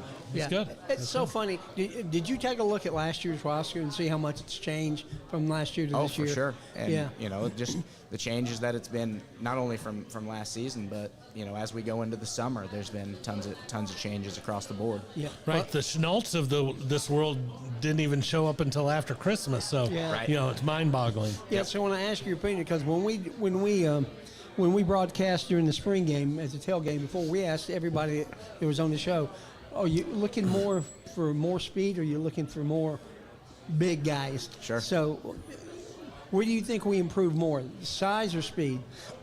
I tell you what, I think really across the board, like we brought in some really talented kids. We got bigger up front. That was a priority. Our coaching staff wanted to attack, and our position coaches went out and recruited those guys. Speed wise, we had a lot of players that could run whenever we got here, but we also brought in some guys that were real difference makers as playmakers. So our offensive line average weight went from to what? Oh man, I'd have to do a deeper dive on that, but across the board, I bet we're averaging 305 now Yeah. on the offensive line. Yeah. Not sure what we were last year, but Not 305. yeah. I want to say it was 265, but I could be wrong. Something like that. It's in the game notes. Yeah. So it's funny. So Josiah is one of the bigger centers you're going to see, right? For sure. There aren't that many. Yep. He's what, 6'5", something like that. 6'3", Yeah, 300. his size a little bit. Yeah. So that's a big old boy to be hocking the ball every Absolutely. down. Yeah. Yep. Yeah. He's anchoring. He's making all the calls for the line. Uh-huh. Seems a very intelligent guy. For sure. So two more things on weird aspects of your job. First time somebody comes in, Yep. do you try to work out with them one-on-one so that you know what's going on, or is it a big room and it's like you just kind of have to look over to see what Garrett's doing at this No, point? so when a guy first comes in, we have a really well thought out plan of basically progressions. I'm not just gonna stick you under a barbell and be like, hey, squat. Go do what you normally Go do what you learned in high school. We're Yeah. gonna take them through a progression of from the very fundamental movement all the way to the most advanced movement by the time they leave. And that's, for some guys, that's a 1 to 2 month progression because they pick it up really quickly. For some guys, it's going to take 6 months, 8 months, and we're Because going to they've never seen anything like it. exactly, and it's just going to be we're going to drill it over and over and over again until everybody looks the same. If you walk in our weight room, if you watch 100 guys squat, 100 of them would look very similar. That's Wow. good. So one more question. And I'm just thinking about things, I love a good coach where, your job is basically yelling at people while they're, give everything they got and you're Sure. yelling at. So have you ever brought anything up about, the numbers? It's in the game. Like, hey, if you don't want to be a 73, you better give me 5 more reps on that. You want to Right. be an 84 next year, it's time to shine. That one isn't something that I haven't broke You haven't that pulled one out yet. Well, I just feel free to use it Yeah, if it ever. I think you applies. just gave me a coaching point for the summer. It'll be the greatest I moment of might my get life some- once you use that. I might get some extra work out of these guys. Yeah, well, because technically, when last year when we first made the game, Right. And we'd ask people, I like to think I'm a 91, but they're probably going to have, they had you as a 64. So Right. but I can only imagine the guy who's training you in the weight room. Hey, you don't want to be a 64 next year. You better put it in today. Right. That's fun stuff. that's hilarious. Fun stuff. The more we talk, the more questions I have for Zach. But let's get our last 2 commercials in, and we'll continue. And Garrett, if you guys have questions, let us know. Tired of going to the same old places for the same old thing? American Access has your solution. Whether you're looking for something new to do before or after the game, the most memorable workouting ever, or just wanting to take something else off your bucket list, American Access has their 3.5 Atlanta locations waiting for you in Tucker, Marietta, downtown at the Works, and the uber cool new mobile access experience that can be set up wherever you need. Keep an eye out for them at upcoming events and festivals. Look them up online or give them a call at 678-763-3635. That's right, the big number on the screen. 678-763-3635 to schedule your next adventure. Looking for a ride that's more than just transportation?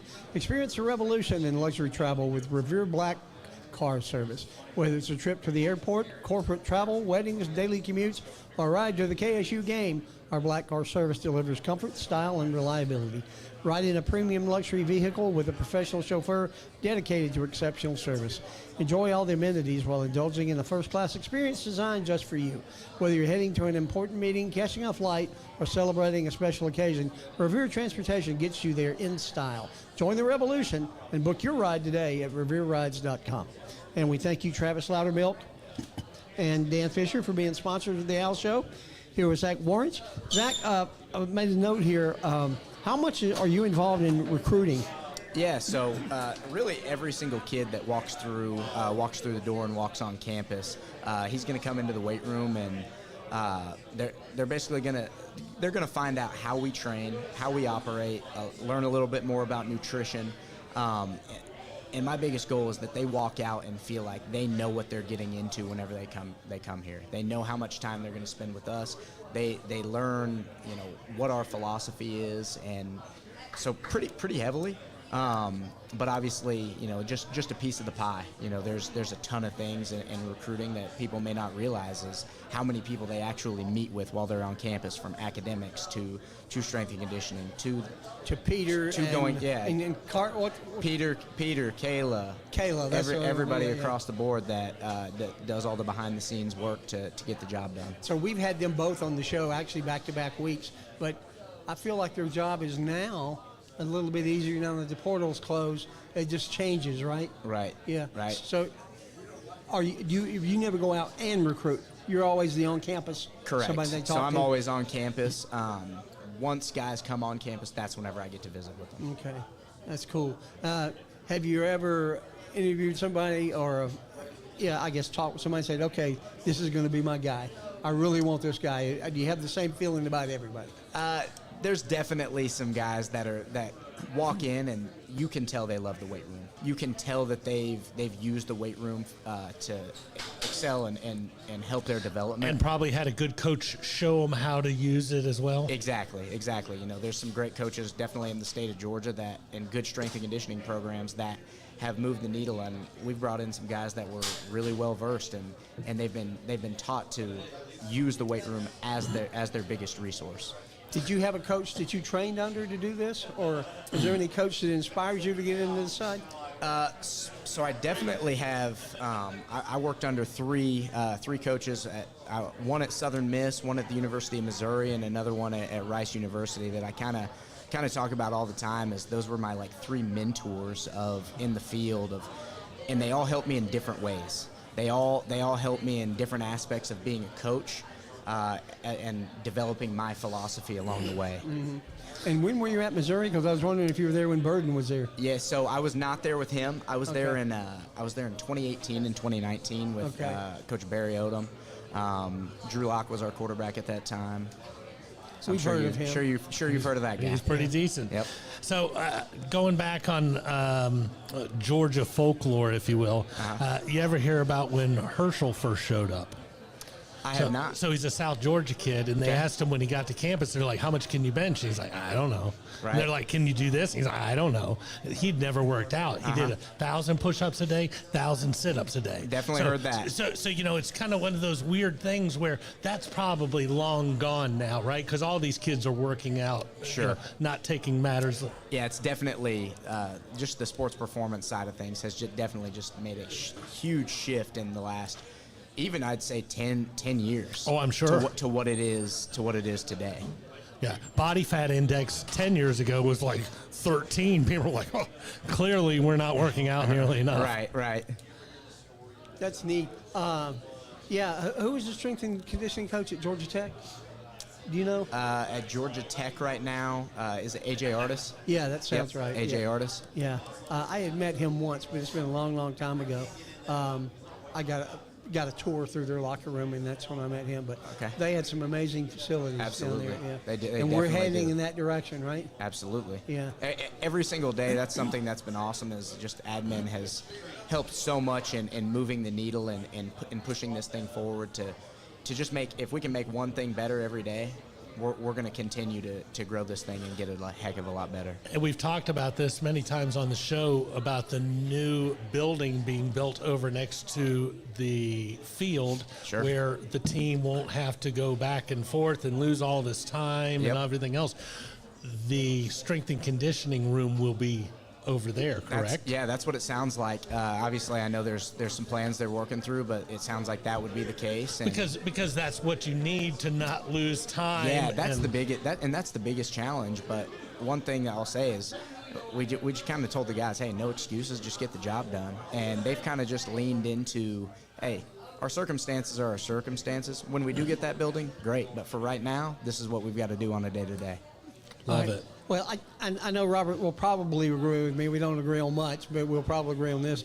The transition from Bohannon to Mack has been so smooth from our perspective. And I'll never say anything bad about Brian Bohannon. He did an amazing job at KSU. Right. But the ability to reach out and touch this coaching staff has been so much a pleasure for us that we're just overjoyed about the fact that we've had Kershaw on 3 times and now you and several of the players. It's such a joy to become connected with the football team like we are the other teams. Right. Very connected with the track team, very connected with the golf team, very connected with volleyball. But we've all want this passion of the football team. And it seems like everybody that we have on the show is on, like you said, of like mind.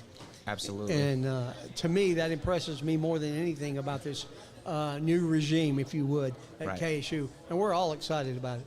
Yeah, if everybody has their own individual goal, then you don't end up where everybody wants to be. Right. I've got one of my favorite lines ever, and it's right up your alley. You know, it was a John Madden line from the 70s, but I think as a strength and conditioning coach, this could be your new mantra. You ready? Okay. Boom. Don't worry about the horse being blind. Just load the wagon. Love that one. Love that. What exactly does that mean? I don't know. It means you need to lift some more. Exactly. Hey, just figure out a way to get it. Just load the wagon. Yep. Load the wagon. Well, Zach, we can't thank you enough for coming on, buddy. Absolutely. It was awesome. Appreciate you guys and having we'll get me. you back Thank on you. before, and we'll get you on the 5 o'clock show to talk some other sports, No too. doubt. I'm Absolutely. all about Cool. it. How about the big hootie hoo for Zach Lawrence? We're going to get Carrick on for a minute. Carrick has to stop talking to Garrett first. Yeah, we let Carrick talk about his golf tournament. And now we have the president of the Alumni Association, Mr. Carrick Martin. Yes, we're graduating people next week. Graduating people next I'm week. one of them. I was going to say, you're going to have Oh, more yeah, people. he's To, one. I'm one of them. Yeah, we'll have over 158,000 living alumni. how many graduate this week? We'll As have far as- about 5,000. another 5,000 added Yeah. to the That's list. fine. Well, I thought you may want to say something about the Dot Martin golf tournament. Yes, the Dot Martin Golf Tournament is Monday, May the 12th. Go to ksuowls.com and look up Dot Martin Golf Tournament. Not related to me. Dot was a great lady. I went to high school with her sons. Brad Martin, a good Yeah. friend of mine. That is, he's a Sprayberry. former baseball Ball player player at here, Kennesaw, and yeah. that was his mom. Yep, and his older brother Ken and I were in graduating class together. So, Ken Martin. yeah. I remember that name. Well, Yeah. we appreciate you connecting us with all the texts and stuff that you send us to help keep us Yeah. ahead of the curve, as you would. Yeah. If we had nothing else to do on this show, we could probably just talk for an hour on the About text everything messages Carrick that Carrick sends us during during the the week. week, Yeah. because it's always awesome. There's Did- always knowledge Did going Zach on. bring up about the Michigan player that's transferred to We KSU? talked You about did? it. We did? We Yeah. brought it up. Okay. Yeah, you sent that to me earlier. Yeah. 3-year player at Michigan, played in 11 games at Michigan, getting a 4-star or a Power 4 recruit from Michigan. That's pretty strong. Yeah. That's a step up. So it's good. And then we got the big Serbian kid too, from on the line. So Yeah, he's been here a while though. yeah, Right? he's been here. Zach's been working him out. Yeah. I Actually, can only imagine if you're the strength and conditioning coach and the guy walks into the room. Hey, what's Olaf's name? He is 6'8". I'd like to work out. Yes. I speak Serbian. And then we got the big German kid. I don't know. I hope he's doing well. But we got Germans and Serbs. I don't know if they get along. So now we're recruiting internationally for football too. Yes. I mean, all the other sports, we have a lot of international players, but Yeah. you're just 2 now from football. But it's We have an Australian punter. It's not going to be long before we have an Irish quarterback. I don't see that one happening Yeah, I don't either. anytime soon. Of course, our defensive coordinator was head coach of the Paris Musketeers. Was he? Yes. And How many were there? 3? 3, yes. Yeah, you stole my joke. And- I set you up good. So, but I'm giving bonus to anybody who can name those 3 people's names. I Yeah. can give you one of them, but yeah, that's D'Artagnan, but he was the 4th one, wasn't he? Yeah, there was 3 D'Artagnan was the Musketeers 4th. and D'Artagnan. So. D'Artagnan was the 4th. I'm sure that literature class at Kennesaw Junior College really helped us, Chuck, didn't it? Did I take a literature? You took an ice skating I class. did take ice skating. I think I got a t- B took in ba- literature. I took badminton. I did too. Yeah. Dave Harris, right? Yeah. Yeah, Dave Harris taught every PE there was Yeah. back then. Tennis, bowling, badminton. I had Yeah. Dave for all of them. Allegedly, there's a golf class right now at KSU, Yep. but I've never seen it. I would have taken it. I don't know that we had golf back then, did we? I'm sure we did. We had that huge it field. was, it was invented before you. Yeah. Are you sure? I told somebody the other day they didn't have history in high school because there was no history. Well, History of the World Part 1. that time, yeah. There's been a lot of history since we graduated. Yeah. So we know you're in touch more with the athletic department than anybody else that we know. How would you compare last year versus this year at this time of year? And last year was anticipation. This year is 1 year's under our belt. Yeah. And I feel pretty good about how we've done in Conference USA. I feel very good about how competitive we are in most sports. I feel pretty good about how the movement of the athletic department towards NIL and transitioning to a bigger dollar budget. I know that they have a big announcement on naming rights to announce sometime later in May, which will help.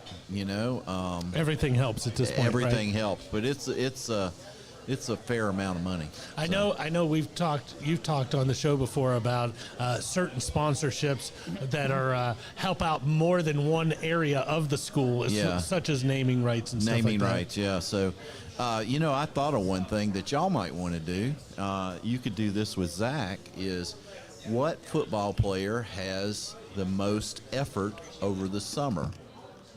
And they could be the Owl Show Live award winner. The Owl of the Week. Or Owl of the Week, or the Summer Owl, or something like that. The Come up with something. Adam Crooks Memorial.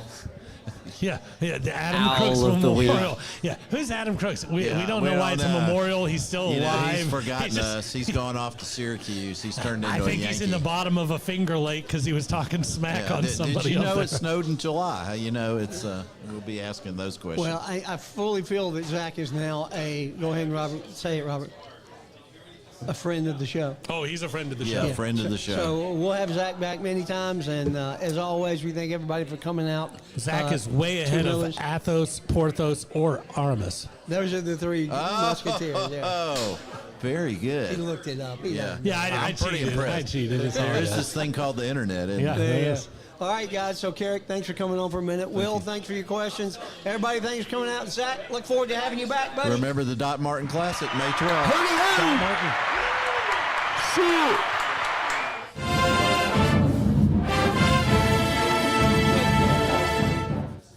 Wasn't he? Oh, yeah. He's awesome. You know, when you're talking to a guy who realistically you think about it and you go, well, he's not a position coach. He's not this. And you could still talk to him for 2 hours on what he's doing because he's that good. Yeah. Well, it's amazing. Y'all are doing a good job. Larry's going to set up your Twitter account. Okay. I think that X account. X account, yeah. we